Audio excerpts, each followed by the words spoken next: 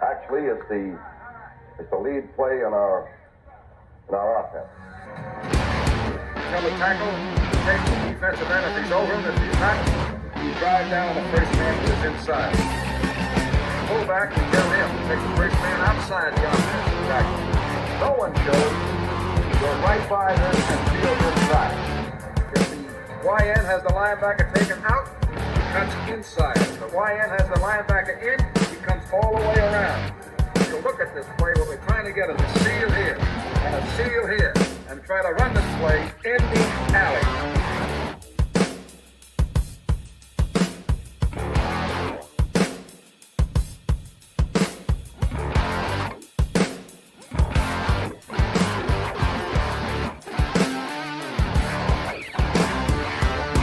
What's up, guys? Welcome into Packers Total Access Chalk Talk Edition. My name is Clayton. You can check us out on Packernet.com. You can find me on Twitter at Packers_access. We're going to take today and just break down the tape from the Raiders game. And this was kind of spur of the moment. I finally got the video complete as far as everything uploaded into the Telestrator. So I thought, you know what? Let's knock it out. Not worried about a live crowd. I'm sure everyone's still trying to get home from work and all that good stuff. But we just want to kind of break the tape down. You guys can go back and watch it at a later date. And, of course, this will be in audio form as well. Hopefully we can explain everything in a manner where in audio form you'll be able to kind of tell what was going on in the game. And really that's the whole purpose of this, guys, is to lay out what happened and why it happened, right? You know, there's so many times we get these hot takes, especially during the game, even immediately after the game. We've been as guilty as anyone on our post-game show. You go back, you watch the tape, and you realize things didn't quite go maybe as you thought they did in real time, right? So let's just jump right into it. This is going to be a long episode. I'm going to try to hammer through it as quick as possible. Let's see what we can do. So we'll go ahead and pull the Telestrator up. I like to do everything in chronological order, right? I like to show the timestamp. I use the TV copy most of the time. You'll see some all 22 sprinkled in, but I want you to know when these plays happen. There's nothing to me that's more frustrating than watching someone break down tape and not knowing, well, when did this play actually happen? Was it just a useless 1st and 10 play? Was this in a crucial moment in the game? What was the score at the time? That's why I like to use the TV copy and lean on it a little bit, and then utilize the all-22 when it's necessary.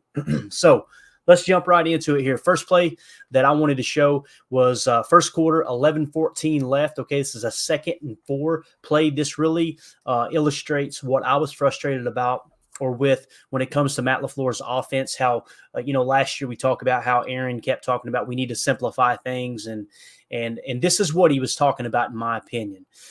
You're trying to do too much. You're asking your team to do too much here. You notice we got the running game going a little bit in this game, right? As a matter of fact, I didn't show the plays before this, but we came out of the gate and we ran the ball like 3 or 4 straight times. And if you'll notice, they were mostly inside zone runs. And you're basically asking the guys to just your normal mid-zone blocking scheme, right? And you're moving the ball down the field, right? You're progressively working your way down the field. You're moving the chains. You're picking up chunks of positive yardage because you're keeping things simple. Then for whatever reason, we get into a 2nd and 4 situation here, and we're going to go ahead and make everything complicated. All right, let's call the play out here. We got a 13 pistol. You guys heard me talk to Baz about this over at Basarski Productions. Appreciate the feedback everybody's gave me, man. It was a blast going on and talking with him. It was an absolute honor. He invited me on. But these are the things we were talking about. In my opinion, your best personnel when it comes to this Green Bay Packers roster, which is what you should be shooting for. You should be shooting to get your best players on the freaking field, right? I don't think anyone – if you were to ask anyone about this Packers offense and say, what's the strengths and what are the weaknesses? I guarantee you people, large majority of the people would say the weakness is tied in, right? Well, look at what we come out in here. A 13 pistol, okay? What does that mean? That's 1 running back, right? And you've got 3 tight ends. You've got 1, 2, 3 tight ends, okay? So you're going to a 13 set. The only wide receiver on the field is Christian Watson. So immediately you're not putting your best 11 out there, right? Now, here comes the fun part. We talk about how we're making things way too complicated, right? This is a strong left, meaning the strong side of the formation is obviously the left side with your 2 tight ends. You had DeGuara on the right, but he's actually going to motion over. And this is going to be H motion, power G left, okay? What does that mean? It's going to be a power run to the left, to the strong side, and you're going to have a guard pull. So you're going to have John Runyon pull, all right? But first things first, DeGuara is going to track over, right? And then he's going to kick out here and try to block this guy, okay? This defender here, all right? And then you're going to have the guard pull around, and he's looking to get over here to the next level, right? You're trying to gain a hat here, okay? And you're going, like I said, power G left. And the reason we insert G is because the pulling offensive lineman is a guard. Sometimes you'll hear GT power. That means there's a guard and a tackle pulling from the weak side to the strong side on a run, okay? So this is power G left. Now, again, look at all this motion. You got H motion. You got the guard trying to pull. Now, here's the key to this play right here. You're asking, in order to make all this work, right, you're asking rookie tight end Luke Musgrave. Again, we went 13 personnel, right? If you were to say, if I were to ask you, hey, what is Luke Musgrave's strength? I guarantee you wouldn't say blocking. If I were to ask you what's his weakness, you would probably say blocking, right? He's an athletic tight end. He's raw. He's got just burst. He's got speed, all that stuff that you want in a receiving tight end. But guys, he was not a great blocker in college. He's darn sure not going to be a great blocker at the NFL level, especially in his rookie year. Okay, well, he should be able to block somebody. Okay, let me ask you this. Should he be able to block Max Crosby? All-pro Max Crosby? Defensive Player of the Year candidate Max Crosby? Absolutely not. So you're going to ask Tucker, or you're going to ask Luke Musgrave to block our boy Max Crosby here. And this is where the play goes sour right off the bat. Again, keep in mind, we're moving the chains, running inside zone. There may be a little bit of duo mixed in there. I didn't feel like it was necessary to add those plays in because, again, it was just very simple, straightforward, stay a hat up and keep moving the ball down the field 3-4 yards at a time, right? But watch this right here. I really want you to key in on Luke Musgrave right here versus Max Crosby. First of all, look at Max Crosby already moving. You know why he's moving? This is exactly what Mike Wall talked about. You're bringing this guy over. You're tipping him off. You're already tipping him off on the play. Watch Max. Look at that jump he gets. Luke Musgrave never had a shot. Now, look where Max Crosby is. Now, you remember the pulling guard? Like I said, DeGuara's going to get out here and block this DB. But look at the guard. The guard isn't even going to be able to get to his spot. You're asking the offensive lineman to do stuff they're not capable of doing, right? Like with Jon Runyan, he's a great pass blocker. I would say he's a below average run blocker, especially in the power game, right? So that gets completely cut off. Luke Musgrave beat right off the bat. Look, Runyan gets hit in the backfield. Now I want you to let me ask you guys something. Where in the world is A.J. Dillon supposed to run? You could go completely off script and try to hit here, right? But again, this guy right here's got eyes on him. Like the play is completely blown up because you asked a rookie tight end to block an all-pro edge defender. Therefore, we're going to cut off the pulling guard and blow the play completely up on a 2nd and 4. As you can see, nowhere to go. AJ runs into Jon Runyan. This is the other thing, too. You're not going to convince me that this is the offensive lineman's fault. When they get hit, turned around, and they're actually facing the running back. You ask the offensive line to do something they're not capable of doing. All right? So, again, and look at kudos to A.J. Dillon still gaining a freaking yard. I don't know how he gained it, but I believe he gained a yard. If anything, he got back to the line of scrimmage. So here's the next play. It's a 3rd and 3, so he did gain a yard. But again, that could have been an inside zone. You could have had a +1 hat count and got a 1st down on 2nd down and completely avoided 3rd down, right? It just that's what I mean by they need to simplify things. And I'm pretty sure that's what Rodgers meant last year as well. So, all right, next play, 3rd and 3. 10:35 left in the first quarter. We come out in 11 gun nasty, doubles on, strong left, stick. It's supposed to be stick, and I put that in parentheses for a reason. Dagger T swing. All right, let's talk about what all that means. Obviously, 11 gun. You got 1 running back, 1 tight end, strong left. The tight end's on the left side of the field. What does nasty mean? 11 gun nasty. All right, nasty is a split. It's a wide receiver split. You've got Baylor splits and you've got nasty splits. Okay, Baylor splits. Back in the day, they would line those receivers up over here. I mean, all the way up on the sideline, right? And they want to utilize every inch on the field. That's what you refer to as a Baylor split, okay? It may be called something else from people that you listen to as far as, football breakdowns. That's totally cool. That's what I've heard it called. That's what Coach Haddad's called it. The people that I kind of get my film study from, and I don't want to say my tutoring from, but the people that I study their film, right? So a nasty split, see your numbers on the field, right? A nasty split is real simple. The receivers are lined up on the inside of the numbers. That's called a nasty split. What it typically allows you to do is chip down in here. if you're going to run the ball and block some of these edge. Just get a quick chip on your way out. You've seen Allen Lazard do that. You've seen Bob Tunyon do that when they were running Y flex. That's what a nasty split is, okay? So 11 gun nasty, doubles on, strong left, stick, and it's supposed to be stick. Let's talk about what stick is, okay? Stick is a concept where you're going to have a curl underneath, okay? And then you're going to have an out right here, okay? That's your stick concept, all right? Then you're going to have dagger. Dagger on the right side is going to be, he's going to work himself up the field in a vertical route, okay? And he's going to kind of do a skinny post.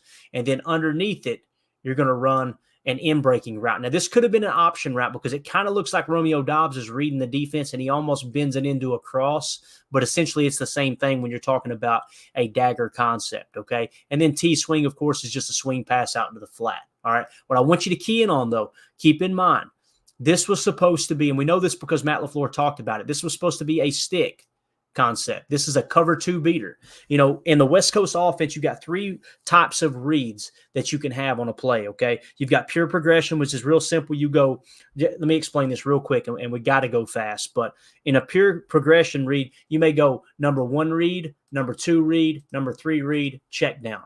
That's a pure progression, okay? Then you've got progression with an option, which is typically out of a 3-by set. So if you had a bunch set, let's pretend there's another wide receiver here, you would work the bunch side, and then you would have you would work your way to it. You would have an option on the bunch side, and you work your way backside, okay? That's what they call progression with an option, okay? So you would work the progression within the route concept of the 3-by and work your way to the backside and have a check down as well. Then you have pick a side. This is pick a side. So essentially what happens with pick a side, you divide the field in half, right? On one side of the field, you'll have a 2-high beater. On the other side of the field, you'll have a 1-high beater. Basically meaning if they go to a 1-high safety, if this guy shifts to the middle of the field, this guy rotates down, then one side of the field, a route combination will be designed to beat that side. You can kind of see right now, you've got Jordan already eyeing that. See where he's looking? He's looking over here. He's kind of taking everything in. Okay, are they going to rotate? You got to keep your eyes on the safety post snap. That's why I don't like blind play action. It doesn't apply on this play, but it makes things really, really hard to read. So they run a lot of cover 2 and a lot of Tampa 2 is what I notice the Raiders running against the Packers. Okay, so in Tampa 2, let's just focus on cover 2. Let's keep it real simple. In a cover 2 defense, it's a zone defense. This guy's got deep half of the field. Okay. This guy is going to play either a mid hook or he's going to attack the flats, but he is underneath. So the soft spot is typically right here. Okay. That's what I call the bunker. Anytime you're playing against a cover 2, I call it the bunker and the base. If these safeties do split and he goes half and this safety back here who's off screen, let's say he's playing half, this is what I refer to as the base. Okay. Now, if these guys play in shallow, and they're playing kind of that short to flat zone, right? And let's say he stops right here. This is what I refer to as the bunker. I heard it called that years ago, and it stuck with me. Other people may call it something else. You know, they call that a hole shot when you're going in over the corner underneath the safety on the sideline. But nonetheless, what this stick route combination is supposed to do, this passing concept, is to attack that cover 2. You run your sit, right? And then you run your out. When you bend this up, what typically happens is this safety has to respect the deep route. So he's going to start to drop back. That's going to make this open right here, okay? This guy right here, if he fades back and covers the out, then you know you've got your sit, right?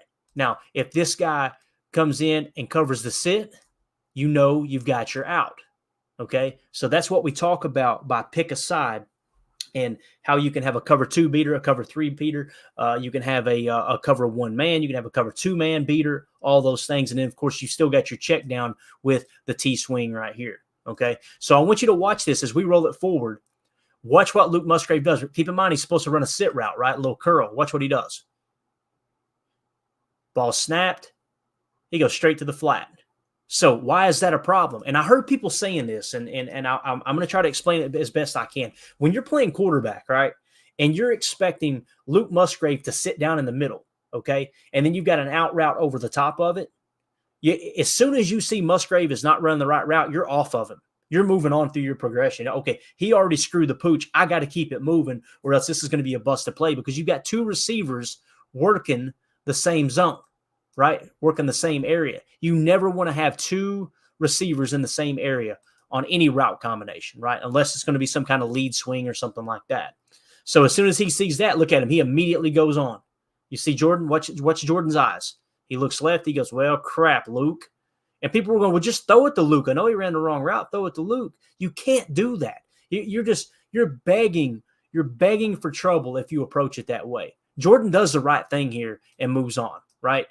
So he moves on to the next read. Now, where he messes up is when you go off of that first read. Again, let's talk about what the reads are. Ball snapped. His first read was going to be right here. He probably noticed this guy dropping, so now he's going to look at our boy right here. So if he runs the sit, then he's going to go sit to out. And if it's not there, which it kind of looked like they were going to play it somewhat decent, although if Musgrave does run the sit and then works to the outside shoulder a little bit, you're still leaving enough space for that route combination to work. Immediately, his eyes now are going to go, okay, wrong route, two receivers, same area. Let me work back to the middle. What he didn't do was work to this side of the field or to the swing, okay? And you guys have heard me talk about this and criticize Jordan not dumping it to the swing. Look at the swing right now, guys. Right now. And what bothers me is look at Luke Musgrave. He's like, throw me the ball. I'm open. Bro, you ran the wrong route. And we know that because Matt LaFleur ate his lunch on national television. But again, this is on Jordan. Once he sees that screw up right there, okay, you look in the middle, it's not there. Get the ball to the flat, man. Right? You dump that in the flat, you're picking up a first down on 3rd and 3.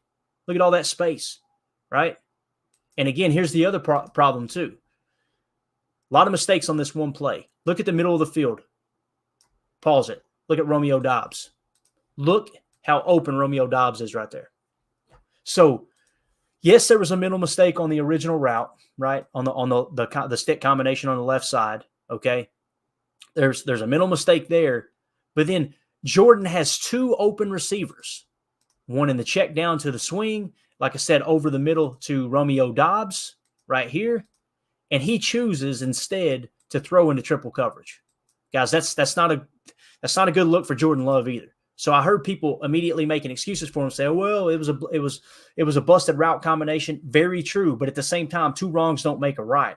He made the right decision moving on and then completely missed two open receivers because he wants to chuck the ball down the field. We got to start taking checkdowns. You've got to start taking checkdowns. I'm not talking about design checkdowns where it's a screen pass. You know, people got frustrated with that just like I did.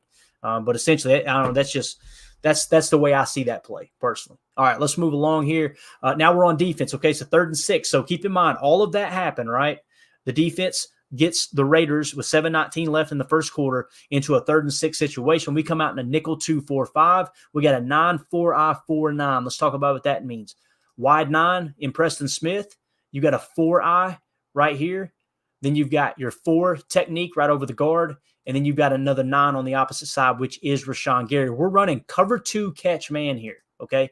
What's cover 2 catch man? Safety deep, covering half the field. There's another safety back there that's going to spin down just a touch, but he's still covering deep half. So the deep half is covered, and everyone else is in man coverage, okay? Man coverage, all the way across the board. Sometimes this turns into what we call a green dog blitz. If the running back stays in and you're in man coverage, might as well blitz the quarterback and, again, catch man, okay? So you're playing cover 2 catch man. I want you to really key in right here on our boy. I believe it's this actually might be the Kenny Clark sack, I believe. I don't have it listed here. Let's watch it unfold here. Cover 2 man.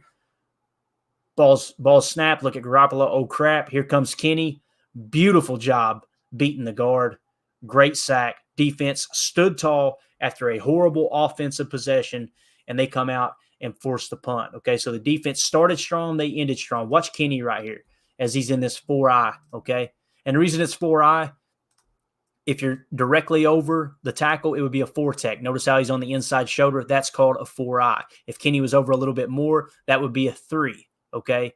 If he was over a little bit more, over top of the guard, that would be a 2, 2-I, 1, and then 0. Okay, that's how your defensive line techs lay out. But watch Kenny right here. And this is what's so important about the wide 9s. You got this wide 9 out here. You would think the tackle is blocking Kenny, right? No, he's got to fan out and block Preston Smith. So that puts Kenny one-on-one with really a half a gap of momentum to take this guard straight to the quarterback. Okay, and Kenny, like I said, guys, he is as good a pass rusher of an interior defensive line that there is in the National Football League. Right here, you can see bull rush, pulls the arms down, Garoppolo has nowhere to go with the football because you're in two-man under, right?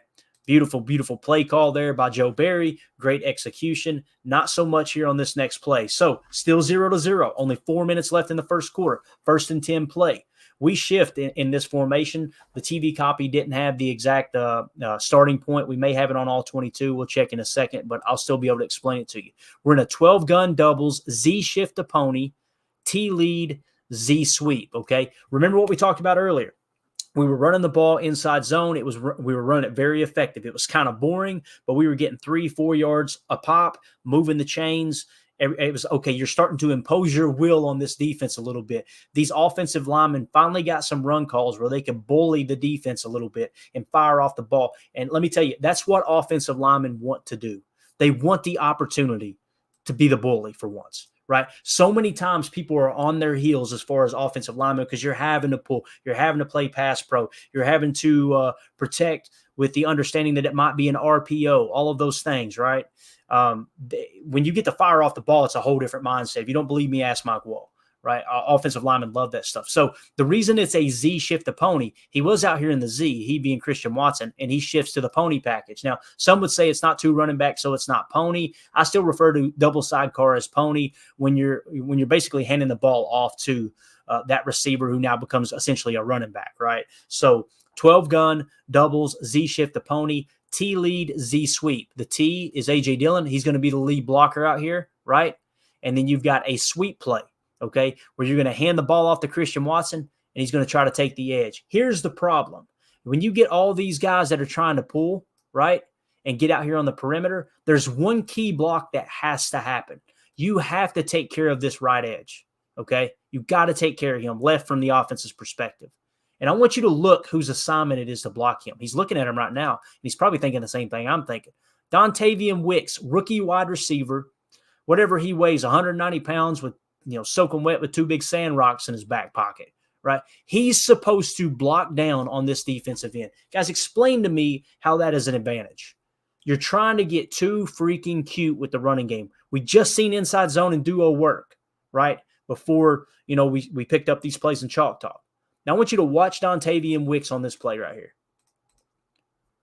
Look at this. Not a chance. Not a chance. That he's already beat, and you're not even a split second into the play, right? Look at Max Crosby coming uncovered too, but that's okay. It's not on the run side, right? But look at this guy right here. So he's going to cut it completely off, and he's going to force Christian Watson to have to go around, right? So when we take it back, look at the offensive lineman. Why was the defensive end not blocked? Because 63's assignment, his blocking assignment, Rasheed Walker, is to ignore him and get out here, and Dontavian Wicks is going to crack down on the defensive end. Guys, that's just set up for freaking failure. So there you see, you got DeGuara, you got Yash, all that looks pretty out here, right? If you just erased everything off of this side, you would think, oh, look at all this ground to run, right? The problem is these guys are pursuing. Look at this. Plays cut off. Christian has to take it to a whole nother level, right? Tries to get ahead of steam. Not a chance for this play to work. And here's the look I want you guys to see. Look at this look. Look at Tom, right? And Tom didn't do anything wrong. It was opposite side of him. So, he didn't really have that much of an assignment as far as the play side. But look, Elton Jenkins looking backwards at the ball carrier, right? Backwards at the ball carrier. Backwards at the ball carrier. And poor Christian Watson got absolutely annihilated. Guys, I'm telling you, they're asking them to do too much. They're trying to get too cute on this sweep play. No reason to do it. Here's another look. Again, look at Tay Wicks. Not a chance. Not a chance. I mean, and not only is he having to try to block a defensive end, but he's also having to avoid Rasheed Walker while doing it. Look at that. It's just absolutely set up for failure. Not a chance for Christian Watson. And in my opinion, the reason being, you haven't seen the jet sweeps work out of the gun very much. They typically work from under center. And for whatever reason, we want to get cute and shift to the pony package with Christian Watson. I do not understand it. You can tell that play is probably designed for Aaron Jones. So it's thinking, okay, we need someone speed, someone shifty. Let's put him in that spot. It doesn't matter who you could have put. I don't know. You could have put anybody. You could have put Paul Hornig in there, and there's no way he's cutting the corner on that play, not with that blocking scheme. All right, so now the score, we're up 3-0. Okay, we're actually leading, only 15 seconds left in the first quarter. a 3rd and 5 play here. We come out in a nickel 2-4-5. The front is a 9-2-2-9. Okay, so you get your 9-tech, 2-tech, 2-tech, 9-tech. All right. And you're going to be playing cover 1 robber. Again, everybody thinks we just play 2 on the shelf quarters coverage. That is not the case. In cover 1 robber, what you're going to have is a safety come down and play robber. Another safety drop deep. I may have them reversed. I can't remember which one drops, which one covers deep. But that's what you call cover 1 robber. You're going to be playing mirror match press man. What does that mean? You're on the line showing press, but you're not going – you may initiate a little bit of contact, but you're not looking to jam them at the line and hold them out of their break, right? You're just looking to get in their hip pocket and mirror every move. So as the ball is snapped, watch the safeties. Watch the safeties 2 on the shelf. There comes the robber. It's savage, okay? Robber spins. Now you're seeing a little bit of that mirror match press man. They got hands on them, but mainly you're in the hip pocket. Beautiful job by Devontae Wyatt beating his guy. Preston Smith cleans it up. Rashawn Gary's there in case he does try to get out of it. Okay, I want to show that one more time because we got to give credit where credit's due. Devontae Wyatt is a madman against the pass. But again, the run defense is not there right now. So key in right here on Devontae Wyatt. He's the one who's going to disrupt this whole play. Ball snapped. You see him engage. Little mini rip move there. Garoppolo had nowhere to go. Great job by Preston Smith. Great motor by Gary. Good job cleaning it up right there. All right, so you get you a huge stop there, right? And obviously on 3rd and 5, that's going to force a punt. So now the Green Bay offense has the ball back at their own, 22-yard line. You're up 3-0. Guys, this is a 1st and 10 play. This is where the game plan goes off the rails, in my opinion. 1st and 10. Stay ahead of the sticks, run the football, take the check downs, and just move the ball down the field. You do not want to put yourself in a negative spot on this side of the field. Not in a game where you can already tell you're in the 2nd quarter, you're only up 3-0. It's going to be a low-scoring game, right? They come out in a 12-gun doubles. Once again, not 11. We're back in 12 once again, okay? Actually, this may have been a 21. I think it is a 21. I'm not sure. But nonetheless, you're triggering their base and you're out of your 11. It makes no sense to me. You're going strong left off, T-same, 8 shift to pony. So this is a 21 set. I forgot to change it. 8 shift to pony. For whatever reason, we're obsessed with this pony package. So I'm calling Patrick Taylor the H. He's going to come down here and shift into the double sidecar pony. All right. And we're going to be running split flow. I'm so tired of seeing split flow out of the gun. Split flow, in my opinion, works when you're under center and your running back has a head of steam. But when the running back has to start, stop, take the handoff, and start again, and you've got a split flow play, which basically means you've got a sift block, the tight end is going to sift over, right? You're trying to gain a hat, but this play makes no sense to me. Let's watch it roll. You're going to see the shift to the pony package right here. Okay, here comes Patrick Taylor.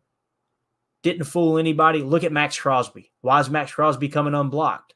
Because you've got a sift block. You let him go and you try to gain a hat out here. The problem is you already had the hat count on the left side. If you didn't sift and you blocked straight up and you let Tom just kind of seal that edge and take Max out of the play, I think this is probably at least a 2 to 4 yard gain. But watch what happens. The sift never hits home with Tucker Kraft. I don't know, he's trying to elbow him in the hip. Horrible, but at the same time, there's no way he could have blocked him without hitting Patrick Taylor.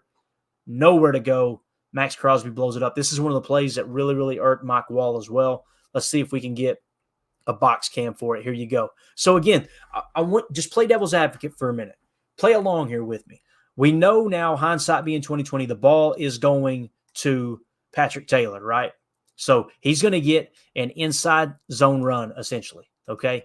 So let's forget about the sift here for a minute, and let's just play straight up. Let's say you're going to block outright, right? You see this DB's belling already, right? He's going to cover his guy.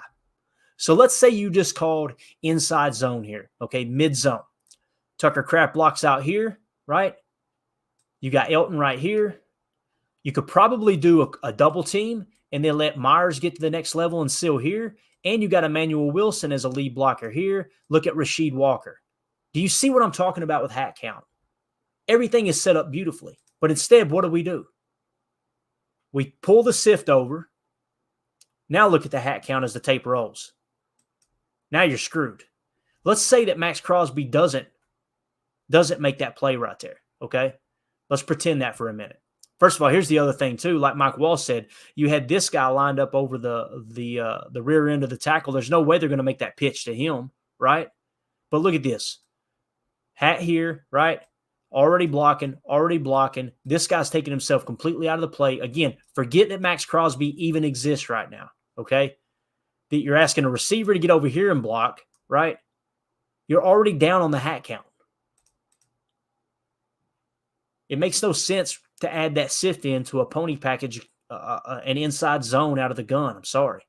You want to do it under center, I get it. But, man, it was so bad to watch. So, again, you're getting too cute with the running game, and what happens? You end up having a punt again. So here you're giving Vegas another opportunity. This is second quarter, 10:03. We come out in a nickel 2-4-5, flat, what I call a flat 6, AD mug, cover 3, mock fire. Okay, so again, nickel 2-4-5. Your 2 down lineman. You got to really dig here. There's your 2 down lineman. Okay, you've got 4 linebackers. 1, 2, you got Gary and Preston. They've been showing a lot of that this year, putting them both on the same side, right? So there's your 2, 4, 5, okay? Now let's talk about what AD mug means. You're mugging the A gap with this backer. You're mugging the D gap with Quay Walker, okay? And then it's going to be a mock fire. So Quay is not blitzing. He's just going to do a little fire zone and plan on dropping out, okay? But again, with the AD mug, and you're going to fire the mock. It could have been a green dog blitz. Doesn't matter. They're still bringing them. Now, they're going to run a screen pass here. So they're going play action screen. Look at where this thing gets cut off right here. Look at all these bodies out here. And again, I kind of put this on Barry. This is, you don't draw up a play to play the screen. The way you play the screen is your defensive line, your pass rushers have got to recognize it's a screen pass, try to get back, get your hands up, disrupt the screen pass itself, and then you need these guys on the play side to make the tackle, right? But watch this right here. You see McDuffie washes out our boy Kenny Clark. I'm going to roll it for just a second. Look at McDuffie in that A gap. Look how he pins Kenny Clark right there. I believe that's Kenny. Yeah, that's Kenny. So look, everybody is out of the screen. But again, you got to put this on the players. Rashawn Gary has got to recognize right here. You've got to peek. Preston Smith's got to peek and see that running back and go, oh crap, that's a screen, right? And your key is going to be reading the offensive line. Kenny is way out of position there, right? Considering he wasn't even disrupting the pass. And then right here is the part that hurts too. So Kenny then chases it down. You got to give him credit for chasing it, but look at Kenny. Kenny's the reason this guy gets rolled over and gets the first down. He pulls him by the shoulder pad. You see that? And that gives him enough momentum to roll over. Not that they wouldn't go for it anyway, but again, it's just like, man, everything that could go wrong on that play went freaking wrong. Okay, so now you're inside the red zone, right? This play got a lot of scrutiny, and many people don't even know what the play call was. I'll tell you what it was. You're in a 34 jam, okay? Now, you guys remember last week. Last week, we criticized Joe Barry for running nickel inside the 10. You guys remember that? What in the world do we have a nickel defense in? We're matching personnel, right? Well, in this case, guess what you've got? You get your 34 base. So guess what people are going to complain about now? The fact that Lucas Van Ness has got to be in coverage. Like, you can't have it both ways. If you want a heavier set to stop the run, then you would put yourself in vulnerable positions like this. Now, immediately people, it's the argument everybody likes to use. All Joe Barry does is play off the ball. Look at these safeties. Why would these safeties be playing this far off the line of scrimmage, right? Let me explain to you what the play is. It's a will drop. It's a cover 3 will drop. So let's describe this real quick, okay? This guy right here has deep third, okay? Deep third, right? Lucas Van Ness is supposed to be a will drop, mock drop, bang. There's your cover 3 defense. This guy's actually going to come down and help over the middle too. So if anything, in my opinion, the problem with this play is you'll see Lucas Van Ness tries to show that he's blitzing and then drop back. It's almost like he's trying to bait him, but he has no spatial awareness, guys. He's a rookie edge defender who had, zero experience dropping into zone coverage in college, right? So you've got to know, McDuffie has got to know, you've got this safety here. You've got to cheat in this direction. Van Ness has got to know he's got to cheat here. You've got to have awareness that look who's in the slot there with Jakobi Meyers. But to just sit here and somehow pretend that Rudy Ford should completely abandon his zone and just cover this guy and get up here on the line, if you do that, guess what? Deep here, and this middle is wide freaking open, okay? It isn't Madden where you can just user control the guy and then drop into coverage yourself and, let me just take him and snug this up, guys. It happens so fast. They're in a base set and they emptied out the backfield, and that immediately puts you at a disadvantage. You've got two options here. You either run the play that's called and just hold on for dear life, or you call a timeout. So unless Matt LaFleur is going to start recognizing this and calling a timeout, we need to stop blaming Joe Barry. Either that or give Joe Barry the opportunity up in the box to say, Matt, we need a timeout here. Bad look, right? Nonetheless, though, I want you to key in on Lucas Van Ness. You can kind of see where his eyes too, or he's kind of peeking out the corner of his eye right here, right? If he just drops, imagine that Van Ness just drops into coverage here, okay? I want you to just play along. He gets too committed there and then drops back. There's your window to throw. That is 100% on Lucas Van Ness, in my opinion. So that's how you get the momentum to catch that slant, the space. Rudy does the best he can, played schematically sound. That's on the rookie, Van Ness. And look, and I want you to look right here too. Notice Rasul. Notice Rasul up top, okay? He's your DB up top. Watch his reaction. He knows what's going on. Right here, watch him. He sees the slant. Look at where Van Ness is. Completely abandons his zone. Now watch Rasul. What are you doing, bro? That's your zone. So, again, blown coverage in my opinion. You can hate Barry for having Rudy Ford on the goal line. I don't. I understand it's a cover 3 with a will drop. And, again, it's on the rookie Van Ness. All right, so now we're down 7-3. There's 4 minutes and 9 seconds left in the second quarter. I'm going to try to speed it up. This is going way too long. We'll see what we can do. So we got 11 gun doubles, nasty split. Remember what we said about nasty. Notice how they're all inside the numbers, right? Or even with the numbers, or at least on the inside half of the numbers. Strong right, T left, play action, Y-Sif max protect, bubble dig, Z climb, okay? Bubble dig, Z climb. So let's see if we can break this out for you. We're going to run a play action pass, right? You got Y-Sift, max protect. So the Y is going to sift over. Okay, there's your Y tied in. He's going to sift over and block. Okay, you're going to be running a play action fake to the running back, and you're going max protect, which basically means a running back is going to fake. He's going to block, right? You got the tight end blocking, so you got max protect out of a 3 wide receiver set, if you will. Some people wouldn't refer to that max protect. Typically in max protect, you've got 2 receivers going out. I like to call it max protect when you got 3 wide receivers, but the tight end and the running back both stay in the block, even though it is a play action pass. So you got bubble dig, okay? Bubble dig, which is basically going to be a bubble screen or a bubble route, I should say, not a screen. He's going to run a little bubble route here.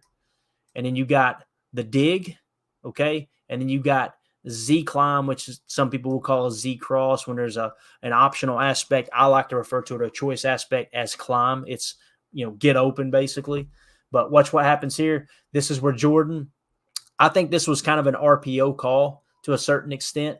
You can kind of tell that by the way this bubble is set up here, but it could have just been play action with the bubble dig combo, okay? Let's watch it. Reading the defense. Ball is snapped. I want you to watch Jordan here. He's going to ride this play action out. His eyes right now, guys, his eyes should be right here, okay? And he's trying to work to this dig that's going to come over right here, okay? He immediately looks here and then turns his attention here. He completely forgets about the inside linebacker, the Mike linebacker, okay? So you'll notice that on the next side, but I want you to key in here. When he looks here, if he keeps his eyes on this middle linebacker and realize they got 2 in coverage, go right there with the ball. Go straight to the bubble. Aaron Rodgers did it. He made a living. He won 2 MVPs doing this. I know people like to call him dink and dunk, and he's throwing the ball behind the line of scrimmage. There's a reason that a 4-time MVP is taking those checkdowns. Look how open that bubble is, right? You got exactly what you want here. You're going to have one-on-one. Shake him, make a move. Worst case scenario, you get him 4 to 6 yards right there, right? Jordan pulls it out, tries to hammer it into triple coverage, throws it right. I mean, look at the defenders right here. Why in the world would you try to get that ball to Romeo Doubs? That is 110% on Jordan Love, right? Now, I'm going to show you another angle here, and it's really going to show his eyes. Great job by Jaden Reed getting back and at least stopping them from gaining any more yards. So, again, this is from more of the quarterback's perspective, camera behind the line of scrimmage. Again, you got a bubble off screen over here. What you're going to have is Romeo Doubs running a dig. It's not quite that deep. It's more like right here, right? And you're going play action. So from Jordan Love's perspective, you're reading these two backers. If this guy slides over, you hammer that dig. If this guy slides over, you might try to squeeze it in a little bit tighter, but your main read is this middle linebacker, right? Let's watch it. Right here. Right here, he's got his eyes on him, then he takes his eyes off of him, and he immediately looks here. You can see the stripe on his helmet start to fade there, right? Now look at the middle linebacker, just reading him like a book. Jordan doesn't even see him. Right to him. Even if he isn't there, look at this backer in position. Probably gets a hand on it, tips it in the air, right? So again, when you looked at that bubble, that was the proper place to go with the football, right? Look at Jordan. You can see how quick his eyes come off of the middle linebacker. He starts there, right? See if I can get it to roll back. He starts at the middle linebacker. Now watch his eyes. See, he's on the middle linebacker right now. Watch how quick he goes to the left here. Now he's back on the other side. Now the backer's dropping and he doesn't even see him. You've got to know, you've got to prioritize that middle linebacker before you even think about hammering that dig, right? Never takes his eyes off of him. Look at 41, reading him like a freaking book. Dump truck Spillane coming over. I'm going to pick it off. So now you're in the middle 8, second quarter, 4 minutes left. First and goal for the Raiders, okay? We're going to run a 34 jam, cover one man, strong safety blitz. Remember everybody talking about Barry doesn't play with a heavy box? Look at this, guys. 1, 2, 3, 4, 5, 6, 7, 8. 8 men in the box right here. 8 men in the box, and you're bringing a safety blitz. You're essentially bringing Jonathan Owens on a blitz right here, and it's a run blitz. So first and goal, defense, once again, put in an absolutely crappy position, right? Backed up inside their own 10. And here we're showing a heavy box with a safety blitz. It's cover one man. It doesn't get much more aggressive than this unless you just go zero and fire this safety too, right? But essentially what you got with this cover one man safety blitz is safety's going to play deep here in the middle, man coverage, right? You probably got some man mixed in here, and it may even be a green dog blitz with the safety blitzing because the running back isn't in a pass route. So look at Jonathan Owens get his head in there, blows the fullback up. Great job right there. Preston Smith coming in. Great job moving to the football. So proud of the way this defense played against the Raiders.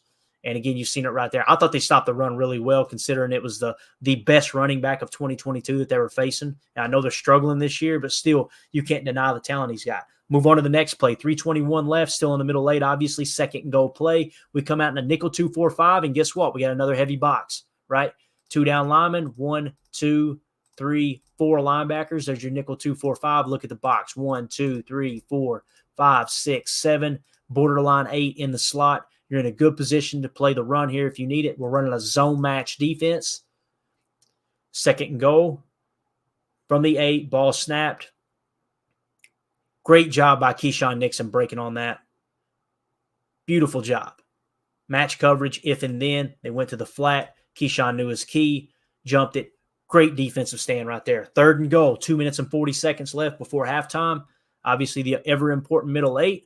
We come out in a dime 2-3-6, but we're showing a heavy box. This is really cool.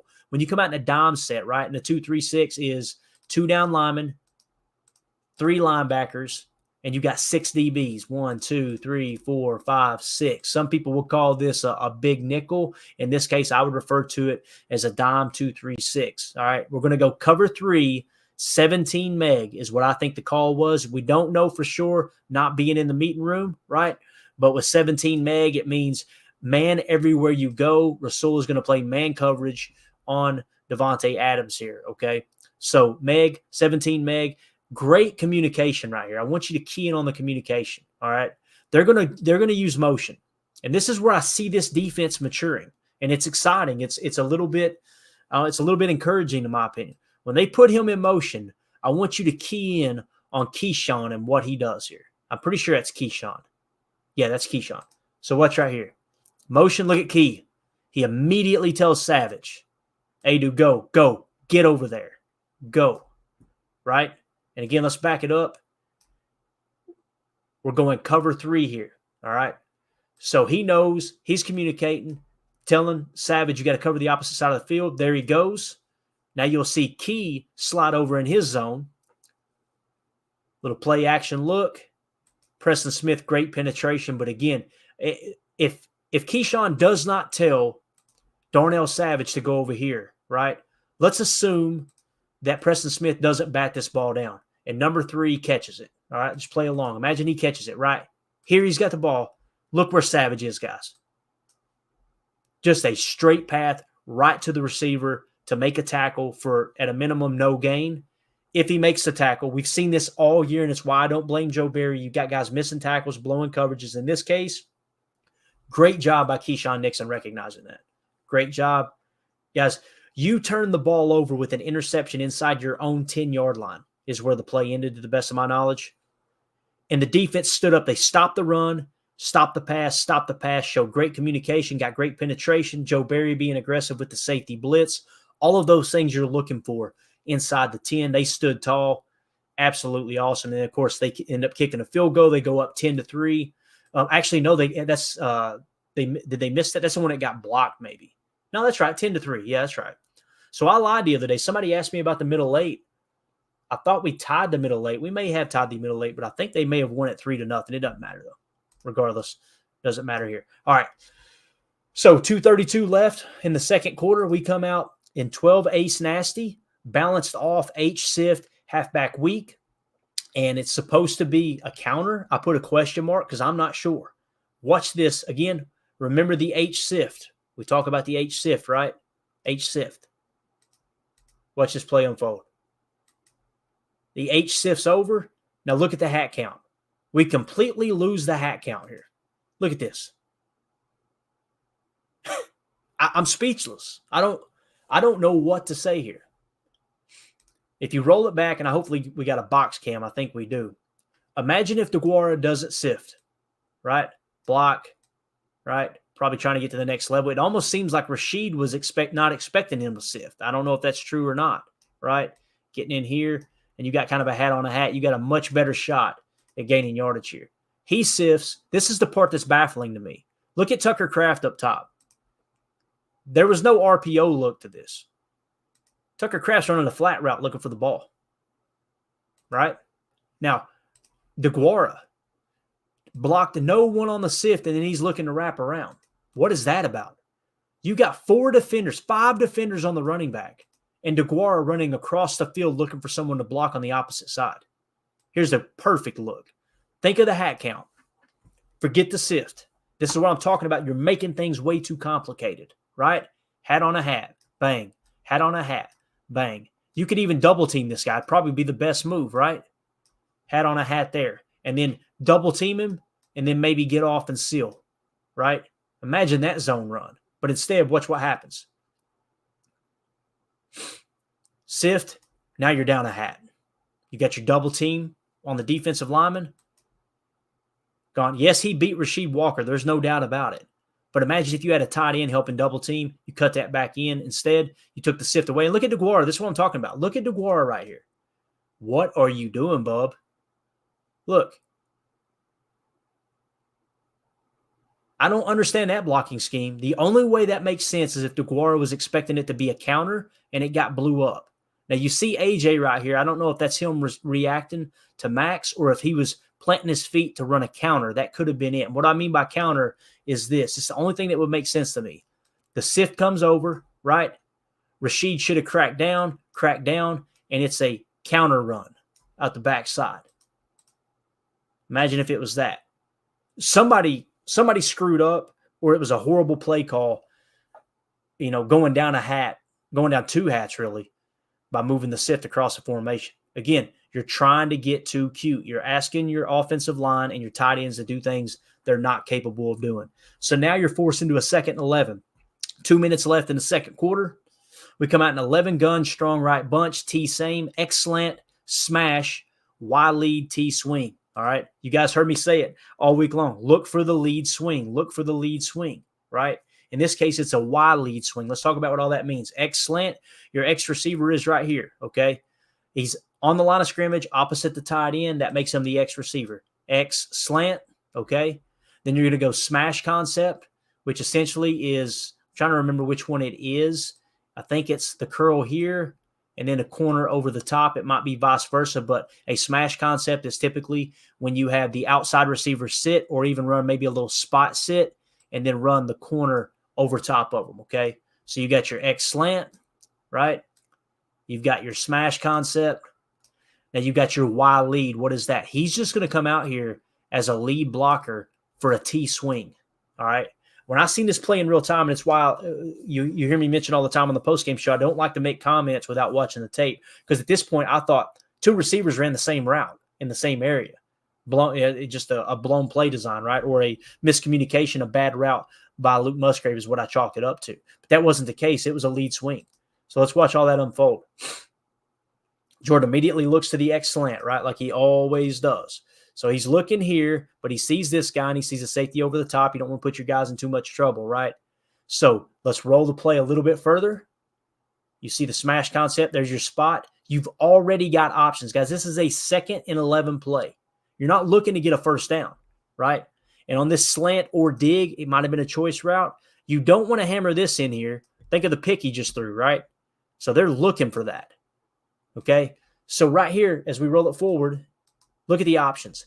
If the ball comes out on time, you can hammer it here, let him catch the ball, get down, and you're set up for a 3rd and manageable, right?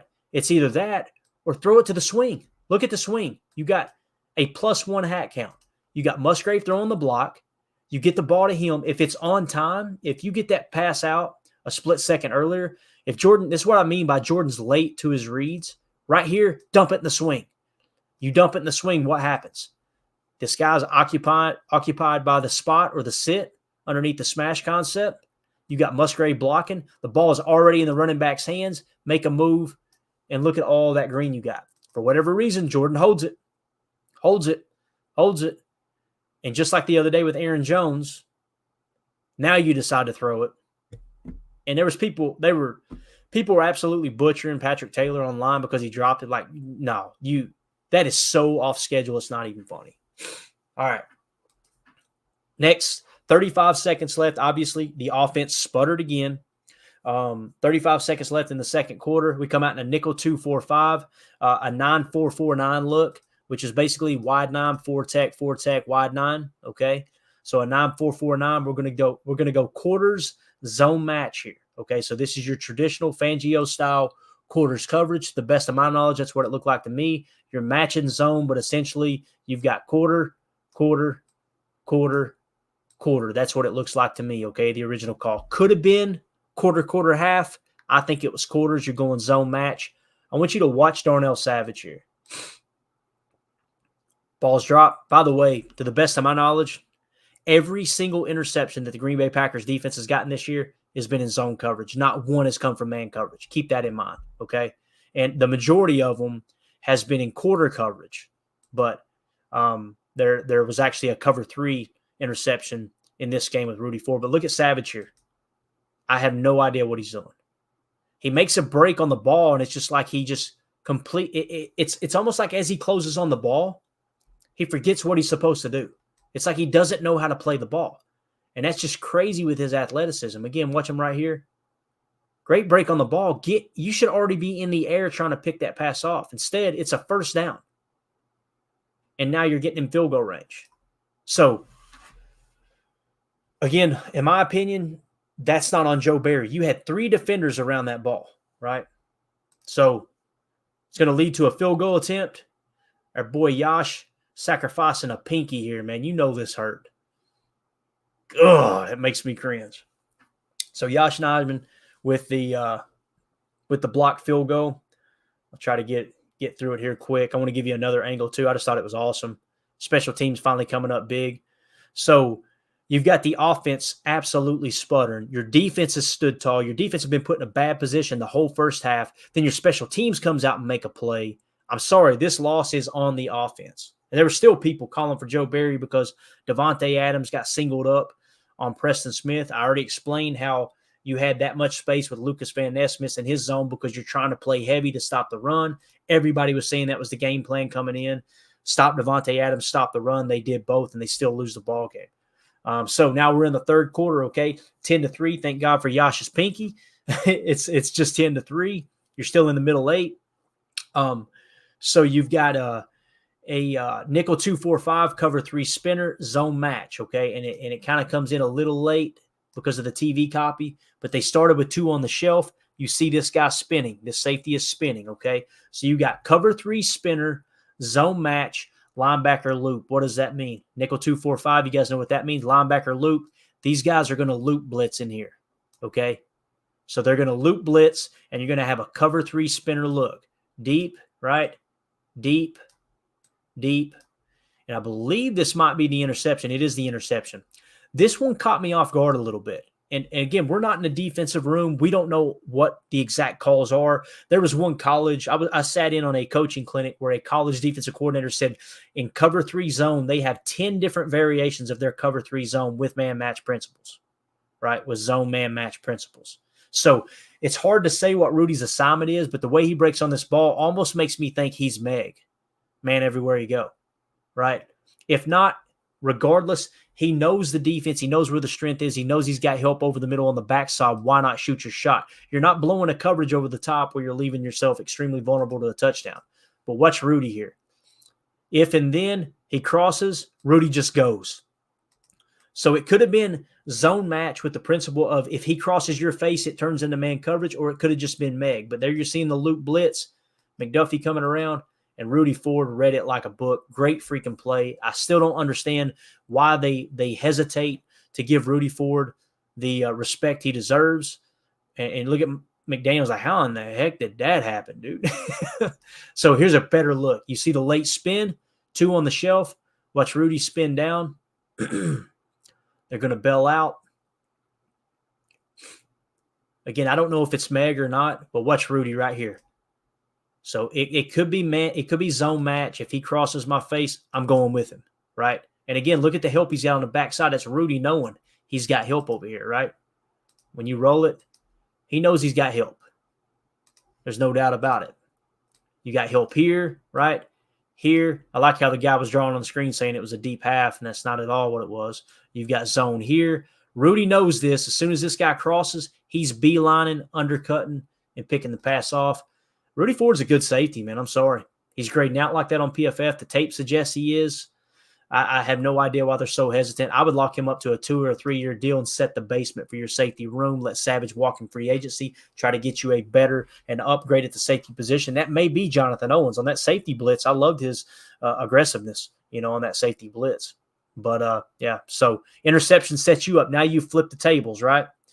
So you're on offense, 2nd and goal. 8 minutes and 32 seconds left in the third quarter. 11 gun doubles off, strong left T same, zone RPR Y flat, okay? So this is going to be a run, pass, run option or a run, pass, read option. So he's going to be reading, put the ball in the belly of the running back and reading this edge defender right here. If the edge defender stands straight up, you hand the ball to the running back, okay? But you've also got a Y flat option right here.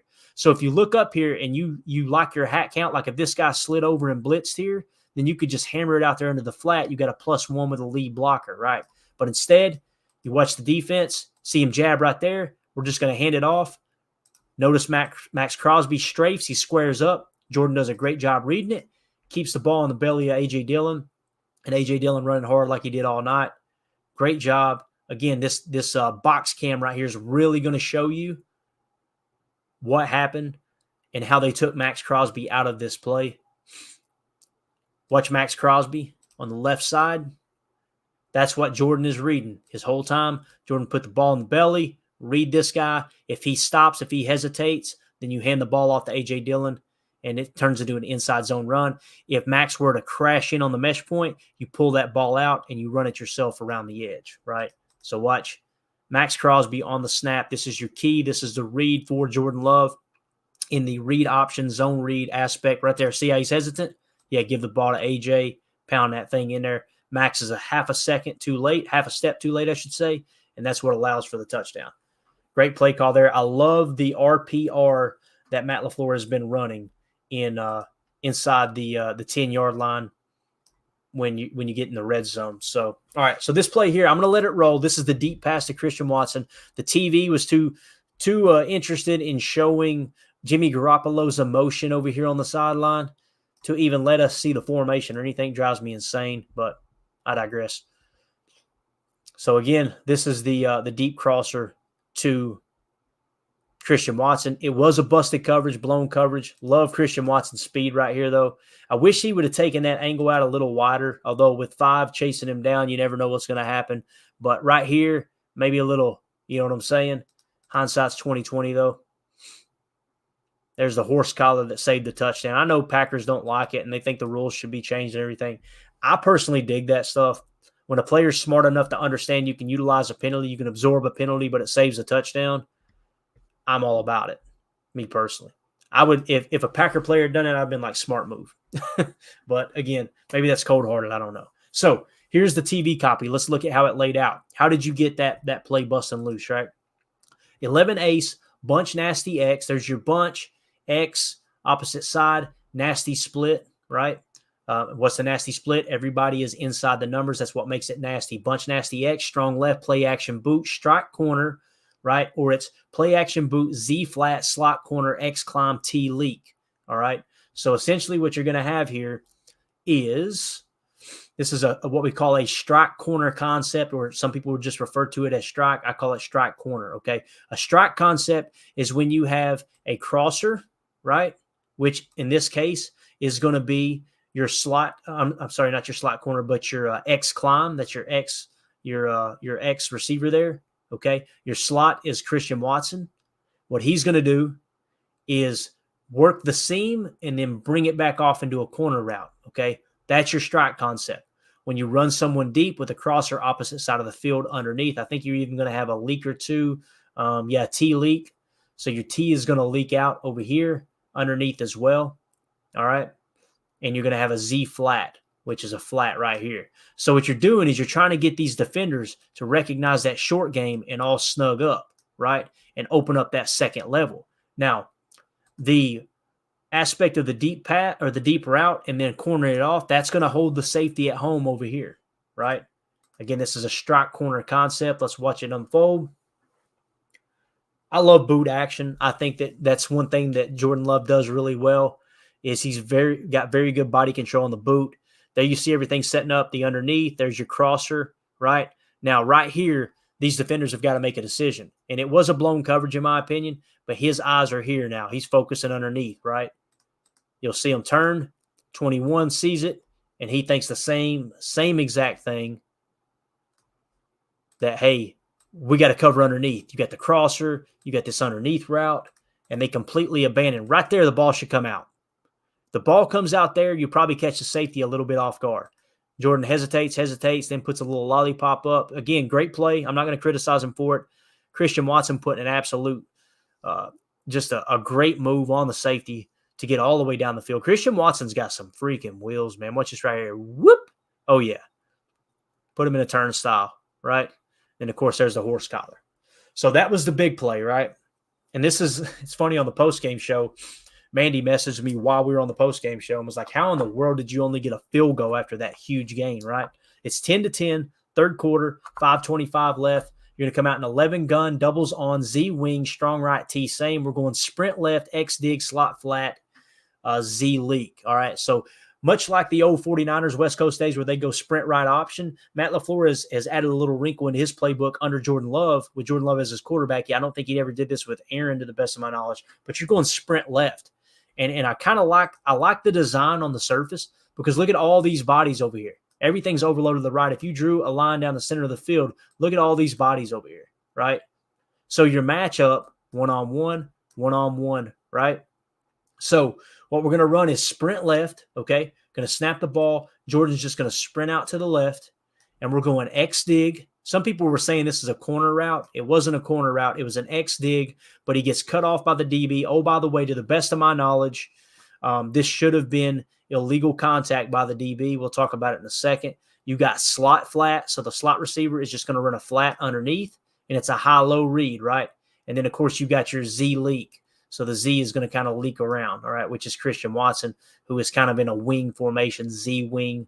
They love tucking Christian in on that look. But again, focus on Romeo Doubs at the bottom of the screen, okay? He's going to try to run a dig.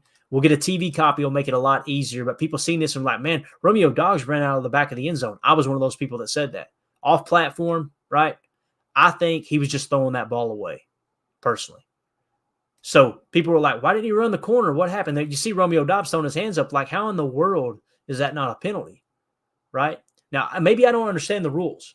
Maybe inside the 5, there is no illegal contact 5 yards down the field. I don't know. But I know this. You're supposed to have 5 yards, right? Up to 5 yards, you can make contact. After that, you're not allowed to touch the receiver. Watch Romeo Doubs right here. And I want you to, more importantly, watch 21 who's covering him. All right, there's your Z motion, okay? Z wing. Here comes a sprint left. Watch Romeo on the bottom, right? That ain't no corner route to me. He's trying to get on the inside of that DB. Okay, keep in mind, that was your 5-yard threshold. Look at where he's at and look at the contact that's taking place. And right in front of an official, look, he can't even get over. At this point, he realizes he can't get across his face, so now he's going to try to come back to the corner. I think that's what Jordan says. All right, let's just throw it away. But you've seen all that contact, right? It's official right here. How do you not throw that flag? He throws his hat down because Romeo goes out of the back of the end zone, but to me, that looks like illegal contact. If I don't understand the rules, you guys in the comments, let me know. But again, perfect example there. Huge play getting down the field. Busted coverage, capitalize on their mistakes. No, we had to settle for a field goal. And we went run, and then that pass and stalled out inside the 5. Defense has held their own this whole game, right? So, again, Anders Carlson continues to be just absolute money in the kicking game. Bangs the field goal through. We take a 13-10 lead with 5:16 left in the third quarter. So now the Raiders are on offense. 1st and 10 play. We come out in a 34 jam. 34 jam is real simple. You got a 5-man front with your nose tackle in the 34 directly over the center, okay? So directly over the center or in the A gap. Anytime you got a 5-man front out of the 34 and he's within the A gap, the A to A gap on either side, to me, I consider that a jam. Some people will call this maybe an over or a bear front. It doesn't matter. I just refer to it as jam. This is a look that they like to show a lot of the times out of base. Okay, so we're in a 34 jam cover 3 zone match. All right, now why does this play get away from them here? You've got a decent box count, right? 1, 2, 3, 4, 5, 6, 7 in the box. Okay. And you've got Jair up here flirting with the box, right? So this look here, if you'll notice, you've got a safety on a wide receiver. Remember that, because later on when we run a different cover 3 that's not zone match, it's more of a drop. That's when you'll notice Preston on Davante Adams. So in this case, it worked. I guarantee you Josh McDaniels seen that and said, you know what, let's keep going to that. That's a mismatch. We'll catch them in a drop here pretty soon. And that's how you got Preston Smith out there in coverage on tape. But nonetheless, watch 52 here. Love him in the pass rush game. I think we would all agree run defense is what Rashawn Gary struggles at the most, right? So watch him on this play. You're going to see him get a little too aggressive. See how he gets inside right there? You've got to set that edge. You've got to set that edge, right? You've got to. So negative there. Bad play by Rashawn Gary. Now it's up to Jair Alexander to come out here, which he's in perfect position. He's not covering anybody. Shouldn't be confused. Come up here. Forget the business decision. You've already got the bag. You've already got your huge contract. You're the highest paid corner in the league. Come up here and make a freaking tackle. You're supposed to be the best corner in the game according to your paycheck. Look at that hesitation. Gets juked out of his freaking shoes. If you're going to make a mistake, make it big. Don't make it on your heels, right? This is not a good look. Look at that lean. Like, you've got to attack that edge, right? Rashawn already got too far inside. 2 negatives. Has nothing to do with scheme either. You had it drew up perfect. And there's a huge gain. And immediately on Twitter, it drove me crazy. It was Joe Barry won't get out of nickel, and he's letting them run down their throat again. This long drive, this is on the players. Look at Rashawn. You got to hold that edge, right? You know right here in a 34 front that he's playing 2 gaps, he being Kenny Clark. Yes, establish that, but don't let him get the edge. And he just gets a little too greedy right there. See, he gets washed out. And again, Jair, Mr. Money, juked out of his shoes. Huge gain. Not on scheme. That's on players missing tackles and being too aggressive in their run gap assignments. All right, you ready for this? Raiders base empty. This one look familiar? Remember the play I just showed you where the safety was out there, right? Well, they come out, and now they got that same personnel, their base personnel, right? And they empty it out. So this is what happens when you play with a heavier front, a 34 front. You've got to match personnel if you're going to stop the run. This, you've got to give credit to Josh McDaniels on this play. They come out in their base, they empty it out, and that's how you end up with Preston Smith on Davante Adams. Some people are going, I don't care, Clayton, there should be some kind of check. I completely agree. Do you think Joe Barry said, hey, listen, guys, think about this. Do you think Joe Barry in the game plan said, listen, guys, when we're playing a 34 base against their base set, 21-12, whatever it might be, they got Jakob Johnson, which I think he's lined up all the way on the boundary on the bottom. Yeah, right here. So he's a fullback. So you probably got a 21 personnel here. When they come out in 21 personnel and we're in our 34 base, here's what I want the game plan to be. If they go empty, let's put Preston on Davante Adams. If you think Joe Barry called that, you're outside of your mind. Okay? These are the matchups that are going to happen when you're looking to commit to stop the run and the offense calls a good play. Right here, probably call a timeout in my opinion. Matt LaFleur has got to know when you look out here and you see this, burn a timeout. And Joe Barry better be in the headset saying, Matt, bad look, dude. We got duped. I don't think, that ain't Matt LaFleur, but Matt LaFleur's somewhere on the sideline. I'm trying to find him. Regardless, you see this, burn that timeout. Burn it. You give your defense a break, and you prevent a huge play. I put that on the coaching staff in that regard, right? But again, this is how he gets singled up. We wasn't complaining about base when we're stopping the run, right? Now we're going to complain about it right here. If anything, I don't even want to say what I'm about to say, but I'm going to say it. Preston Smith, just keep him from getting inside. Use the boundary to your advantage and just hold on tight. There ain't nothing you can do. They got one up on us right here, no doubt. Okay, so again, that's how Preston Smith ends up singled up on Davante Adams, right? And you can see Rasul is pissed. Rasul's looking at the sideline like, we can't let that happen, right? I'm sorry. Joe Barry didn't draw it up like that, but Joe Barry isn't on the sideline calling timeouts either. He's in the box where we wanted him, right? All right, so later that drive, 34 jam, we're going to run a cover 3 spot drop. Nixon completely blows the coverage. I'm telling you, hindsight's 20/20, but they've seen this on tape, guaranteed. Rasul, you'll see Rasul's reaction. On this play here, you're playing cover 3 spot drop, okay? 34 jam, cover 3 spot drop. So you got deep third, kind of covering the middle seam, deep third, right? And these guys are all underneath right here. 34 spot drop. I believe you brung 5 on this play. All these guys are blitzing. All right? So I want you to key on a Keyshawn Nixon. You can tell they've seen something on tape. When they show this split, when they show this look, right, what they like to do is Tay Adams underneath with the slant because this guy's got, Rasul's got over-the-top technique, right? You can see he's already backpedaling. You're baiting him here. You're baiting. Everything's set up for Keyshawn Nixon to just drive on this, dude. Drive on it, right? And you could tell that was the play design because watch Rasul Douglas's reaction here. Right here, look. Jimmy, like he's got his eyes on Jimmy. He's looking at Jimmy the whole way.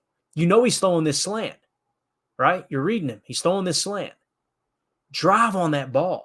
Drive on the slant or the dig, whatever you want to call it.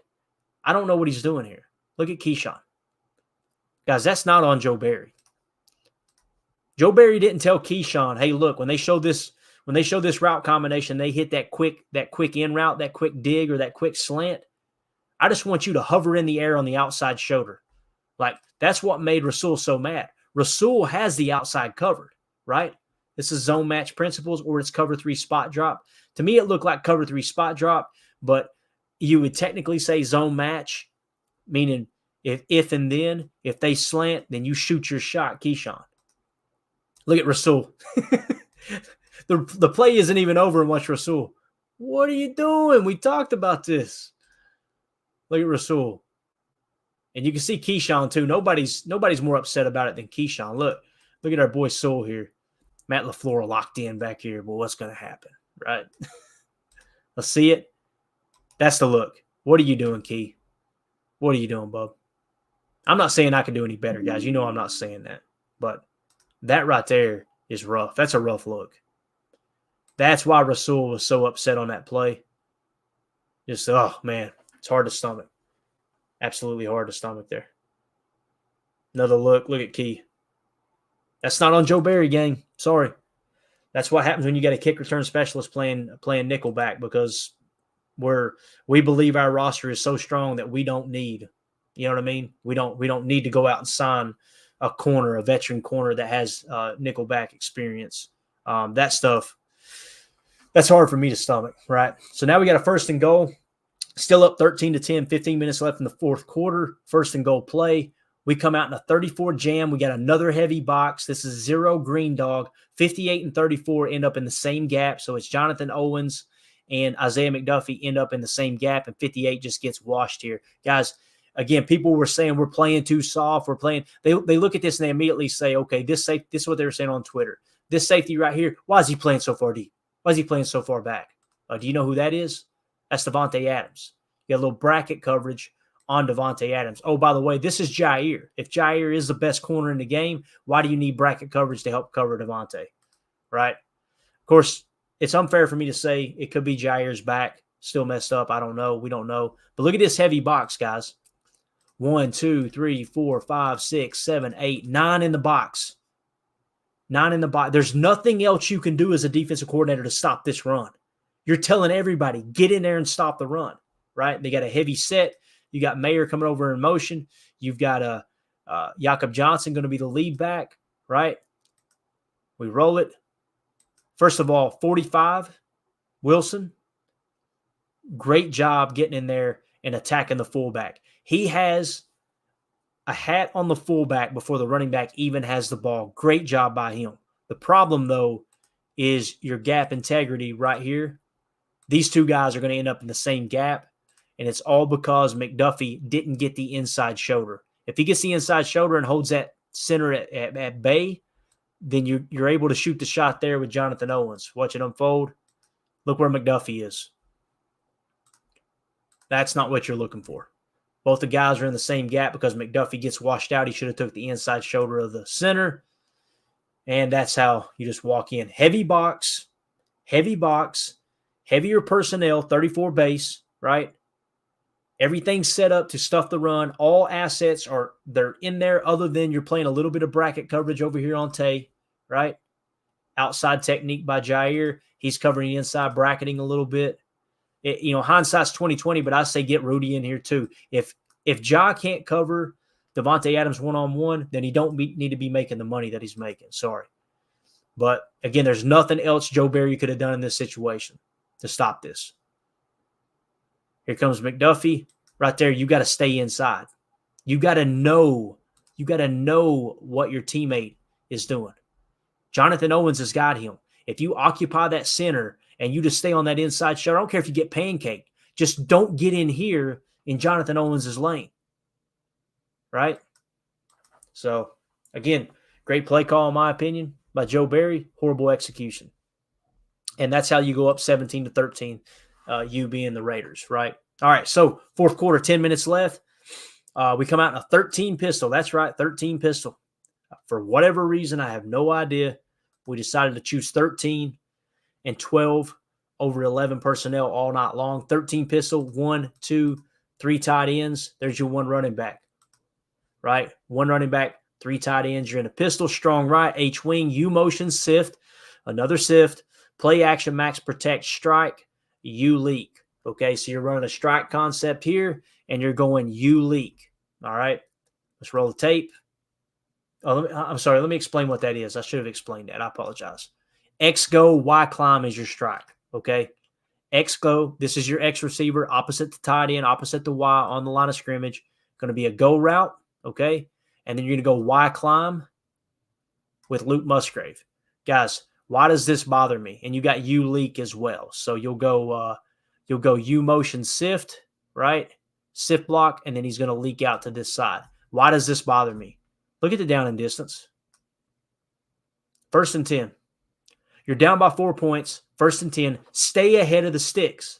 You're trying to get too cute. You're trying to get too cute with 13 pistol. which, by the way, undrafted free agent rookie in Ben Sims, right? You got Josiah DeGuara, which we would all agree has not played well at all throughout his whole career, and you're putting Luke Musgrave, a rookie, tight end. That's what you chose on first down. And yes, I get it. You're showing 13. You're trying to get them to commit to the run, right? And then hit them with some play action, max protect. Watch this. Watch the backers. You think they're fooled? They're already back. They're not worried about that play action. They're already getting back. Already getting back. Jordan drops, and there is nothing there. Tries to scramble up, gets sacked on first down, causing it to be a 2nd and 17. Watch this again. U-sift, right? Watch the U-sift, all this action going across. Look at this play design. This is what we talked about with Baz. This is what Mike Wall talked about. This is Max Crosby, okay? And it's designed on this play. All-Pro Max Crosby. The play design is an undrafted free agent rookie, Ben Sims. I believe he's a rookie. He's definitely an undrafted free agent. Is to block and DeGuara to block Max freaking Crosby. Basically, the scheme told him, LaFleur told Rasheed Walker, ignore Max in this situation. Block over, block over. These two inexperienced tight ends will take care of the best player on the entire Raiders roster. Look at this. First of all, DeGuara, it's a chip block. I got you. What's crazy is look at Taylor, too. This is max protect, guys. There's your chip. Ben Sims has got to get out here and seal the outside off, and Taylor has got to help on the inside. You have 3 people there to block Crosby and can't get it done because these are all inexperienced players. Look at it. It's just horrible all the way across the board. You've got to know DeGuara is chipping. He's looking to chip and get inside. He's not looking to chip and get outside. So as Ben Sims seal off the outside, Patrick Taylor, you're not helping over here at all. So get in here and help on the inside. Help on the inside. Sims takes the outside. DeGuara leaks out. Watch how bad out of place. Sims is completely out of position. Completely out of position. Sims should be out here walling this off. Patrick Taylor should be helping on the inside. Love has no option. Now look downfield, right? Did Love have an option to throw the ball here? Because I sure don't see it. You've got one-on-one if you want to just throw this. Heck, you might as well now, right? You're coming out first down with 13 personnel. At least you got a one-on-one. That's the only thing I can think of. But I don't feel good about this climb because dump truck gets back and covers it, right? So in Jordan Love's eyes, you're looking 1-2. 1-2. There's only 2 guys in the route. These guys are underneath, right? Taking away the check down. And Max Crosby's already on you because you decided to allow 2 tight ends and a halfback try to block Max Crosby. Bad play call, bad scheme, bad play design, bad choice of personnel on a first down. Now you're 2nd and 16. You are way behind schedule. Way behind schedule, 2nd and 17. I'm sorry. You're only down 17-13 on first down. You choose to run a play action max protect with a little strike concept. It's like all or nothing. Push all our chips in the middle of the table on first down. And now you're behind schedule, 2nd and 17. All right, 12 ace, balance, play action, double curl, all leak. All right, let's talk about what that means. 12 ace, 1 running back, 2 tight ends. You got a balanced look, a tight end on each side of the ball, right? You're going to run play action, double curl. Going to be a curl, all leak. Chip, leak. Chip, leak. Chip, leak. Okay? That's the play call here. Let's roll the tape. Play action. There's your chips. There's your leaks. Got 3 options underneath. Okay? Now I want you to look at this. None of these are great, right? This is your best option, hands down, right? That's your best option. You can get it to Patrick Taylor. Might be able to make dump truck miss. Doubt it. I don't like this look either. There's where your throw should go on the bottom of the screen. I think we would all agree, right? Instead, what do? Let's roll it back again. Remember what I said about absolutely hating blind play action? Watch the blind play action. Watch Jordan Love when he snaps the ball. Back to the defense. Right? Look, 1, 2, and just hum that tater. Way better option at the bottom of the screen right here. Way better option. Instead, you hammered it into double coverage. Peters makes a play, bats it up, interception. Second interception of the day. Again, horrible decision by Jordan Love. Hate the play call, but you're already behind schedule. Why are you behind schedule? You tried to get cute with a 13 personnel, right? You can see them just drive on this. Absolutely drive on it. You try to get cute with 13 personnel with a SIF block, inexperienced tight ends blocking an all-pro edge defender, put you at 2nd and 17 behind the sticks. And now you got your quarterback on 2nd and 17 just trying to force a throw in to make it 3rd and short as opposed to 3rd and 8, right? Because you're behind schedule, because we're an arrogant football team and we want to get cute with 13 personnel with inexperienced tight ends. Makes no sense. All right, nickel 2-4-5, 9-4-3-9, Mike Sugar cover 1 hole. I know Joe Barry runs such a vanilla defense. Nickel 2-4-5 with a 9-4-3-9 front, Sugar in the Mike, cover 1 hole, okay? And this is going to be a sack by Gary. Your offense has put your defense in a horrible position all game long. All game long. I know there's a lot of people that like to say, well, this is mediocre at best. The Raiders suck. Yeah, I got you. But look at the position the defense was put in all game long, right? Nickel 2-4-5. Let's talk about it. 1, 2 down linemen. 1, 2, 3, 4 linebackers. Okay, there's your nickel 2-4-5. The Mike Sugar, your Mike backer, is Sugar in here. So he's Sugar in an A-gap pressure. Some people just call that mug, right? A-gap mug. I like to say Sugar. I like to say mug when they're blitzing and Sugar when they're not, because Sugar, obviously, you're Sugar in the offense, making them think that you're actually blitzing, okay? Cover 1 hole, okay? The Sugar, guess where the hole is? You got it. It's going to be the Sugar, okay? So the Mike is going to drop into the hole. You've got a safety deep off screen. That's what makes it cover 1 hole, okay? When you got a too high look and you play robber, the safety is the guy in the middle of the zone. And a cover 1 hole, the Mike or it could be any linebacker position is going to drop back and cover this hole. It's still a cover 1 look. You're taking away the seam deep. You're taking away the middle underneath deep. And typically what will happen with DBs is they'll play outside technique and try to funnel things to the middle of the field where you've got your safety and your middle linebacker dropping into coverage, okay? Let's key in on Rashawn Gary. Again, your defense put in a crappy position, but look at the defense standing tall. You got Joe Barry calling up an exotic look with the Mike Sugar, and watch Rashawn Gary off the edge. He's going to run a speed, dip, and rip. Speed outside, dip slightly, rip up, and get the sack, fight through it, keep the legs moving. That knee looks healthy to me, guys. I cannot wait till he's back to full snap, as far as workload. But Rashawn Gary, man, get that dude a contract. He's the heart and soul of this defense. This defense is giving me a little bit of hope. I mean, they really are. Here's a good look at the speed, dip, and rip. Speed to the outside. Watch him dip his shoulders, dip, and here's the rip. Speed, dip, and rip. Keep the legs moving. Garoppolo never seen it coming, never felt it. Now he feels it. Great job by the defense, standing tall and forcing another 3 and out, I believe. You gave your offense every opportunity to win this game, right? 1st and 10, 7:03 left in the game. Raiders up 17-13. We come out on a 1st and 10 play. We're going to run 11 ace, doubles tight, strong right, play action boot, and this is the Tucker Kraft hold. There's so many things I want to say here. Jordan Love, great play, stiff arm to Max Crosby. I believe this is the play, if I remember correctly. I could be wrong. Maybe this wasn't, okay?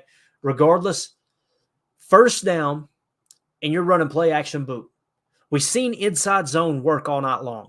It wasn't flashy. It wasn't, anything beautiful, but running inside zone, running a little duo between the tackles, keep it simple, pound the freaking rock. And people said, well, you couldn't stay with the run because it stopped working. It stopped working because you started getting cute with SIF blocks, right? And again, here you got it again. 11 ace, doubles tight, strong right, play action boot, right? And guess what? You got you a little sift. Tucker Kraft's going to sift over, right? And he's going to get called for a hold, I believe. Yeah. Look at Tucker Kraft. What is this? Did he do this in college? Because I haven't watched much of his college tape. Was he just an absolutely horrible blocker in college? He tackled the defender. So your play action boot, I don't like to pass on 1st down. Watch Max Crosby right here. They were running a little ET stunt. He's going to get free and chase down Jordan Love. Again, it's a hold. It doesn't count. But watch Jordan Love here. This is the thing that Jordan Love does well. On boot action, look at this. Switch the ball. Look at his stiff arm, guys. I want that framed. It just sucks that it was a hold and it came from a loss. Like my ego, my pride won't allow me to put a picture like that up in the studio here, because you know the outcome of the play was just absolutely horrible with Tucker Kraft and the hold. But again, look at that. Great play by Jordan. It sucks. Should have been a first down. Hate the play action pass on first down there. Absolutely hate it. If you get beat because you can't run inside and outside zone, I can handle that, right? I can handle that. But when you get cute and get beat, man, it's just hard to stomach. All right, 5:55 left, 2nd and 10 play, 4th quarter, down 17-13. We come out in a 12 ace, balance, Z motion, play action boot, screen throwback. I'm going to say it again. Z motion, play action boot, screen throwback. The screen pass isn't good enough. We're going to have to boot all the way across and have Jordan Love throw across his body, fading backwards, off his back foot to try to hit a screen pass. Because we're an arrogant football team, an arrogant coaching staff, and trying to get too cute with everything we do. There's just Z motion, play action boot, right? Look at this. Do, do, do, do, do, do, do, do, do. Break out the circus. That's a hard throw to make, right? By the way, you're probably wondering, who is this? There's nobody around him. Who is laying on the ground? Who do you think it is? That's your 2nd round pick, Josh Myers. What's Josh Myers the whole way? Center, 71, getting out here. Trips over the running back. That's embarrassing. That's embarrassing right there. Of course, you bounce the pass because it's just such an unorthodox way to set up a screen pass. Fading away like that. Oh, my God. We're so arrogant on offense. So arrogant. So the offense turns the ball over once again, right? I think we ended up punting it away. 1st and 10, 3:23 left in the ball game.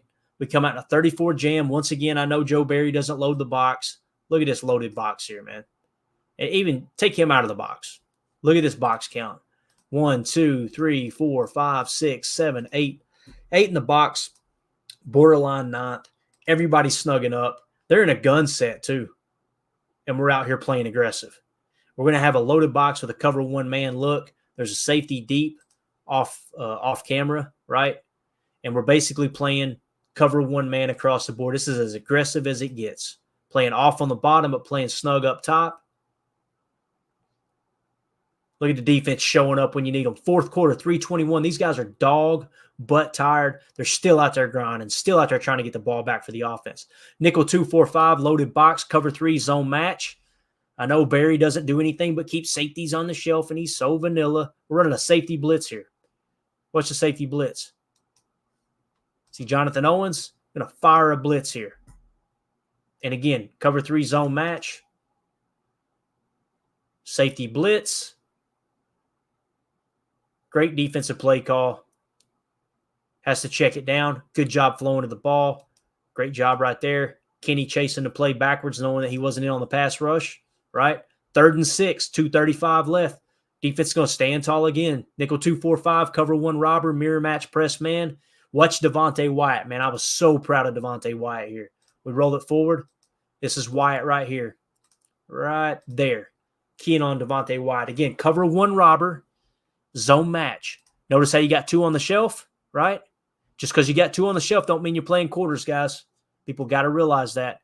Robber, deep safety, right? And you got mirror match, press man. See how close? You're going to try to get hands on him, then you're going to mirror his move. You're going to get in his hip pocket, right? Everybody is man coverage across the board, okay? Again, this is mirror match, press man, cover 1 robber, and watch Devontae Wyatt freaking take care of business right here. 3rd and 6. Here comes your motion over. That's how you know it's man. How do you trigger it? Keyshawn Nixon. So right here, Garoppolo sees that. He's going to say, ho, ho, ho. Let's re-identify the mic. 45 is the mic. 45 is the mic. I think it was 45 he called out on the mic. Could have been someone else. Might have been 58. Might have said 58's the mic. Resets the protection. Look at Devontae Wyatt right here. Watch Devontae. And again, run defense has been bad for Davante, but this right here, game on the line, you got to get the ball back in your offense's hands, right? They check to a draw. Look at Devontae Wyatt come off his block. Everything he can to prevent that from becoming a first down. Absolutely awesome job by Devontae Wyatt there. Now, of course, Josh McDaniels chooses to kick a field goal. Makes no sense to me. I was Josh McDaniels' biggest fan on this play because why in the world you would want to risk giving short field position to this offense with the game on the line? Right now, the clock is the Packers' number one enemy, number one opponent, right? You go for it there on fourth down. You're losing even more yards if you miss this field goal from the Raiders, right? 52-yard attempt ain't no slam dunk. Even if he hits it, you still need a touchdown. Regardless if he hits it or not, the Packers still need a touchdown, right? It made no sense, but I'm glad he did it. Don't get me wrong. Obviously, the doink off the goalpost. Packers are in business, right? This defense, guys, this defense gave you 3 chances. I believe if I counted right, at least 2 to 3 chances in the fourth quarter for you to take the lead, and they couldn't do anything. Right here, we start to move the ball a little bit, and we kind of got back to some of the basics, at least in the passing game, as much as you can. Only got 1 timeout left, right? 1 timeout left for the Packers. Minute 56 left. Let's see what Jordan Love can do here. 11 gun doubles, strong right, T same, RPO peak, Z lead, Y flat. All right. So you're going RPO peak. It's going to be a run pass option. Okay. So you can either run the ball or you can pass it. You're going to have a Z lead. This was really, really interesting right here. So you identify the tight end, of course, right here, right? So tight end side, that's your Z receiver. All right. It's going to be a lead. So we're going RPO peak. You got a peak on this side. I think it might be this one that's running the peak, which is basically a slant. You can run pass option. That's what RPO is. You can hand the ball off to the running back, okay? Or you can go to the peak, right? So you're reading here, ball is snapped. You want to take a quick peek. If this guy bites in, then, and maybe even this guy bites in, you got inside leverage, fire that slant out there, right? That's the peak aspect. I'm pretty sure that was the peak. It could have been on the outside. I can't remember. And then you got Z lead, Y flat. Remember what we talked about, the T swing, the lead T swing? They've done it with the Y. They've done it with a couple of different variations where it's been a receiver leading with the F motion. Right here, you're doing a Z lead, Y flat. The Z is looking to block for the flat and the tight end. So you got an RPO option over here with a peak, right? Your peak. You can hand the ball off to the running back. If they bite on the run, you can hammer the slant. If they stay home on the slant, then you can go to the flat, and you got a lead blocker out here, right? Pretty cool play design. I like this. Immediately goes to the flat. I like that. Probably a pre-snap determination because he liked the hat count. Get it out to Musgrave. Good job blocking by Christian Watson. And that's what I'm talking about on first down. Keep it simple. Pick up 7-8 yards. Get out of bounds, all right? Stay ahead of the sticks. 11 gun trip, strong left, T weak, curl spot, okay? Z slant, YT flat, all right? So your Y is going to be in a flat. Your T is going to be in a flat, okay? More of a flat than a swing probably is what I've got here. You got curl spot, okay? So it's going to be curl spot, all right? And then you're going to have a Z slant. Actually, I've got that wrong, I believe. So your Z is going to be the slant on the top. Let's roll it just to make sure here. Watch for your YT flat. Okay, it would have been X slant. I apologize. I wrote that wrong. So you got X slant, and then you got the flat underneath. You see where Jordan's looking, right? Jordan's looking here for the slant. It is not there. No way, no chance, no how. You could check it down, but you still got a hat over there. Where's the play go? You look front side. The slant's not there. The flat's not there because the outside defender's holding the edge. Get that thing to your flat underneath, right? Nope. Going to hammer it there. Barely picks up the first down. Don't like the decision, but again, you picked up the first down. They had to challenge it, all that good stuff. Horrible spot there by the official. But again, they got it right. You still move the chains. Think there was more to be had on the top of the screen there. All right. A minute 47 left. 1st and 10 play. 11 gun empty. Strong left. T right. Smash. X dig. YT leak. All right. So smash concept. We talked about it earlier, right? It's let's focus on the X dig first. Where's the tight end at? The tight end is right here, right? There's your tight end. Opposite him is the X, okay? So it's going to be dig, chip, leak, right? Chip, leak, okay? And then up top, you got the smash concept, all right? With the smash concept, it's going to be here, I think, and then the sit underneath. All right, let's roll the tape. You're definitely reading half field right here. Dump it off in the T leak, or the Y leak rather. Great job taking what the defense gives you. Jordan Love looking good on this drive right here. He's checking it down. We talked about that going in this week. Keep checking it down. 2nd and 2, 128 left, 11 gun double, strong left, T same, Z slant, Y spot, choice right, T shoot. All right, Z slant, let's identify the Z. Your tight end's up here. Same side as him is your Z. So you're going to be Z slant, all right? You're going to be Y spot underneath, all right? Then you're going to have choice right. I think these were choice routes on the right, and then T shoot. The T shoot is kind of that kind of route out of the backfield, okay? The reason I think these are choices, watch Jayden Reed. As soon as the ball is snapped, it's almost like he's hot. He will look back at Jordan Love, and he's kind of working the middle of the field. Dobbs is doing the same thing, just trying to find the open area. What I don't like, all these in-breaking routes, there are no second windows because they're all going towards each other. Okay, I don't like that play call. But again, I think this is choice at the bottom. Focus on the bottom. Right there, you got Jayden, right? You're looking. The slant 8 there. He's going to throw the ball away. But look at Dobbs right here. That's what I'm saying by choice. Turn that freaking thing loose, Jordan. Right here. Take that throw. Step up. You don't even got to step up. Just take that throw. You see Dobbs breaking his route off. And immediately Jordan, for whatever reason, he's done this several times this year. He tries to come to the backside, right? And there's nothing there. So he's just got to chuck it away. You got to live to play another down. I like the throwaway. Don't try to force it. But, man, you had Dobbs there. You've got to be able to take that check down. That was a tough look. All right, 3rd and 2, 11 gun doubles, strong left, T same. We're going RPR, Y flat, okay? The reason we know it's an RPR, you're going to put the ball in the belly of the running back, okay? So you've got a run, pass, read option, all right? You've got a flat here, okay? You can hand the ball to the running back, right? Or you can read the edge and keep it yourself, all right? RPR, Y flat, ball snapped. Just going to hand it off to the running back. I don't mind that. I don't mind that at all. You know, you got your hat count in the middle. Patrick Taylor does a good job. Let's just pick up the first down. Let's move the sticks. Still got one timeout in your back pocket. All right. 1 minute left. 1st and 10 play. Down 17-13. 11 gun doubles. Spread. Strong left. T same. Slot Y cross. Wolf, which is a corner out combo. And you've got a T swing. All right. So we're going spread. Notice how he's completely detached. He being the Y. That's why I call it 11 gun double spread, because you're spread out fairly even across the field. You don't have a nasty split. You got your wide receivers on the outside of the numbers. All right. We're going slot Y cross.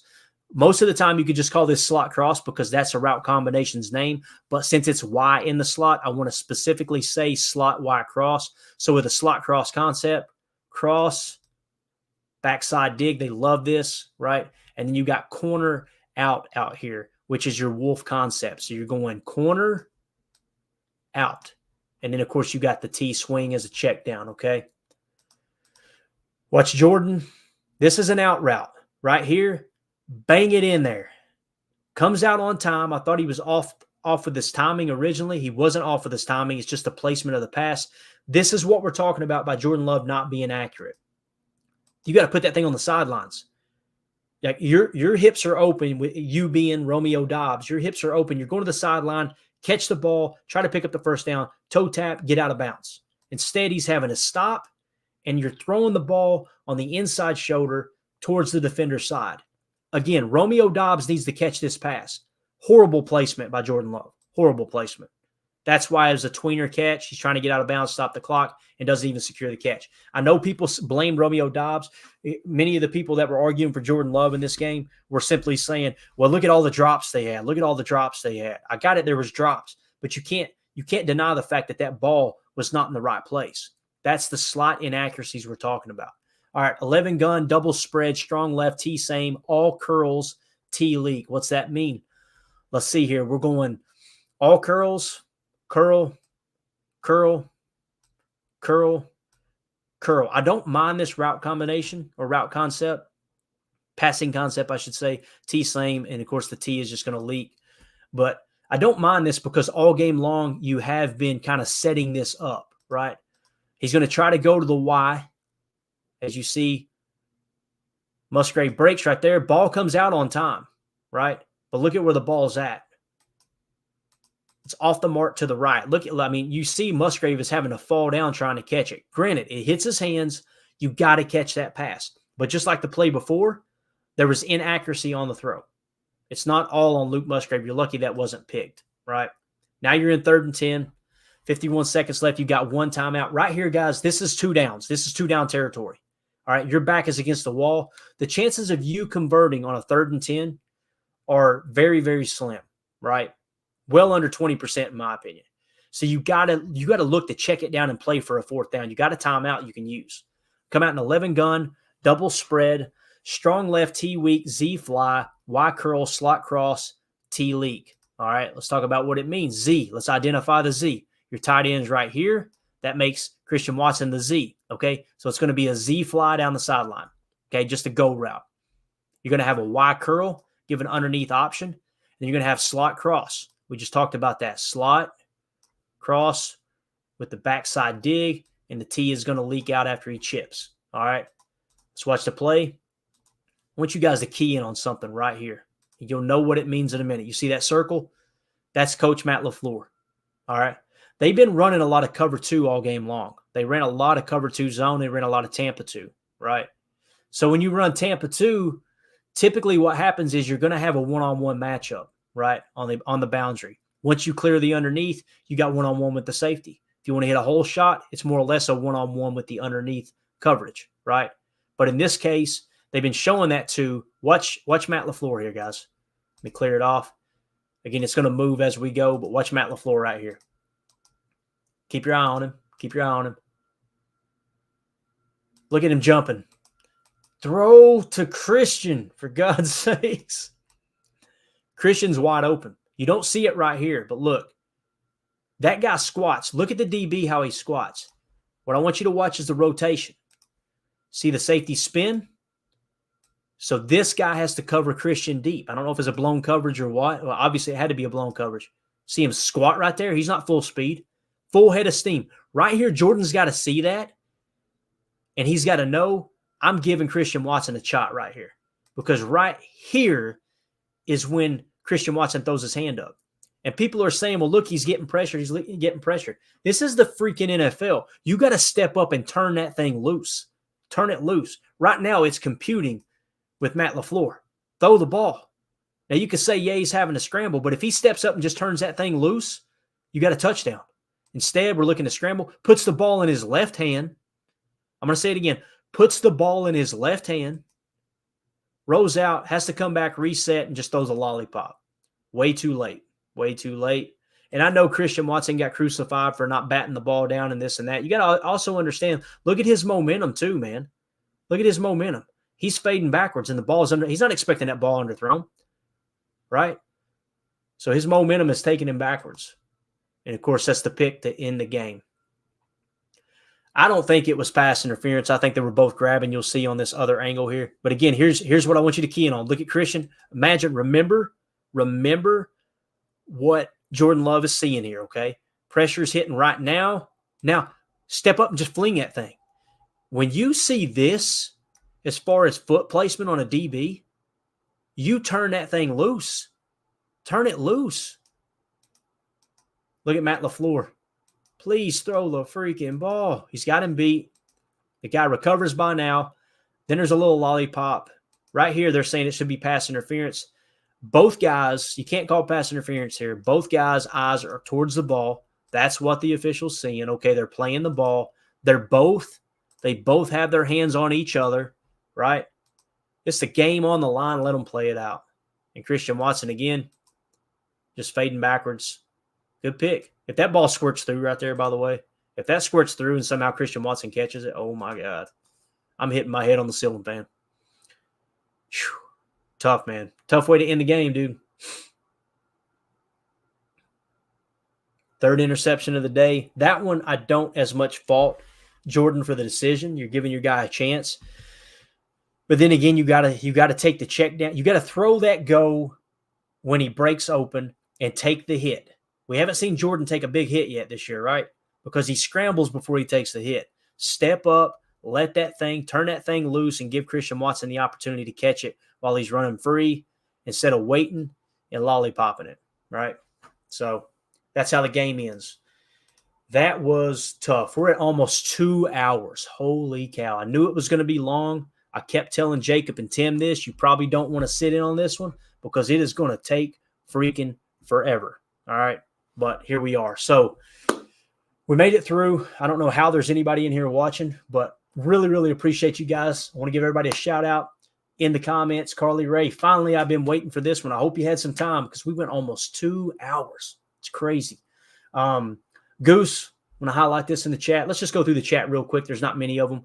The blocking scheme has not been helping the line. Reese the game. I was absolutely screaming at Matt LaFleur because this is asking way too much. Completely agree. I'm sure you're talking about the SIFs and what they're asking everybody to do. Boz in the chat says, sorry I'm late. Glad I caught this one. Hey, man, glad to have you, buddy. So Turtles in the chat said, great show. Clayton. Oh, with Baz and Clayton. Yeah, man, that was a lot of fun. Appreciate you checking that out. Love Baz. Love his work. Dude is absolutely awesome. Let's see here. Ken in the chat said, Love doesn't work to sell play fakes either. He's already got his eyes downfield and makes a cursory effort. Play action only works if they bite on the fake. Love looks nervous. He looks, and rightfully so, man. Ken, I mean, like, I completely agree with what you're saying. I think you're seeing it correctly. But, man, when you have to turn your back completely to the line of scrimmage and then come back around, find your side adjustments, and you got defenders in your face, it's not comfortable. It's why Aaron Rodgers is as veteran as they get. He didn't like doing it, right? So Turtles in the chat said he used to pump fake a lot at Utah. You would think he would have evolved from that. I didn't watch much of his Utah tape, to be honest, Turtle, but I definitely trust your judgment there. He also said, I do not like Nixon in the slot. He is terrible in coverage. Same situation with Royce Newman. Very similar situation there. You got to put players in a position to win. I was excited to see what Keyshawn was going to do in the slot. I'm not going to sit here and pretend like I knew that going into the season. Not saying you are, but I definitely, I was excited to see what he could do. It's not worked out well. It really hasn't. There's no doubt about that. Let's see here. Steve in the chat said Brett Favre started out 2-3. Rodgers started out 2-3, and now Love starting out 2-3. What a trend. What's the odds of this? Hey, we got to give him time too. The 3 interception game, Steve, is what bothered me. And then I go back and see the statistics, and like Aaron Rodgers had 2 games his rookie year where he threw 3 interceptions, right? So I've got to pump the brakes, right? I got to pump the brakes for sure. Let's see. ROKB said, I said the same thing watching Watson. He would have scored if he kept running to the corner of the end zone. Yeah, he took a bad angle on that 70-yarder. But, again, it's hard to argue, right? When you get a 70-yarder, get inside the 20, you should be able to score there, right? You would think so anyway. Eric Sutherland, better late than never, buddy. Better late than never. He says, so it's not coaching. Our players just suck, so I'm blaming Goot. Oh, man. That's quite the reaction, Eric. On different days of the week, I have that same reaction. One day I'm blaming Goot. The next day I'm blaming the coaches. The next day I'm blaming the players. I think the answer to the question is there's enough blame to go around, right? So Paul Robertson in the chat, something really interesting would be how a tally of how many bad plays the offense runs on a per-game basis. I think it would be very, very interesting. But, Paul, I have no interest in doing it because I know it's going to make me extremely angry. Because I'm telling you, man, there were a ton in that game. There's no doubt about it. All right. And then Stephen Smith in the chat said, like Lombardi said, too late. All right. So there you go, guys. Guys and gals, that was your Chalk Talk for the Raiders game. It's why it took so long to get it out. It's because there were many of those plays I could have cut out. When I originally started Chalk Talk, I wanted to just do 5 plays, the 5 key plays in the game. But watching that game, it was like, man, there are way too many key moments. I wanted to make sure we pointed out how the offense sputtered and the defense kept standing tall. I'm tired of people completely slandering the defense, even when they have a good game. people saying that, well, it's the Raiders, you shouldn't give up 17 points. Okay, I got you. But how many times did the offense put their back against the wall and they stood tall? And the special teams with the blocked field goal. This loss goes on everybody, but it goes more on the offense than everyone else. But again, it's a team sport, right? It's the ultimate team sport. So tough one, but I'm glad we got it behind us. We're going to be putting out more content this week. We're going to keep rolling out, even though it's a bye week. We're going to try to do some old school stuff too. We'll be back for Packers Total Access Live tomorrow night, so make sure you tune in for that. For the people that are coming over from Baz's channel, really appreciate you guys tuning in. Hit like, subscribe. If you like Baz's content, our content isn't no way, shape, or form anywhere close to his quality content, but we bring the same type of mentality in, a positive look at the Packers and just trying to figure out what's wrong as opposed to fire everybody, right? And absolutely a huge fan of Baz's work. Basarski Production is one of my favorite YouTube channels. He always has just excellent content. Definitely one of my go-tos during training camp. He does a great job with that. So everybody, I really appreciate you hanging out with us in the chat. For those of you listening on the pod, sorry it's so long, but we had to cover everything. If you see it, you got to say it. That's the motto here, just like Michael Lombardi, just like Greg Cosell says. So really, really appreciate everybody hanging out. For those of you on the pod, thank you for making us a part of your day. As always, let's go out and be the change we want to see in the world, and go Pack Go. The power sweep actually is the lead play in our offense. Come to tackle, take the defensive end if he's over him. If he's not, you drive down the first man to his inside. Pull back and tell him to take the first man outside the offensive tackle. No one shows. Go right by them and field inside. If the YN has the linebacker taken out, he cuts inside. If the YN has the linebacker in, he comes all the way around. If you look at this play, what we're trying to get is a seal here and a seal here, and try to run this play in the alley.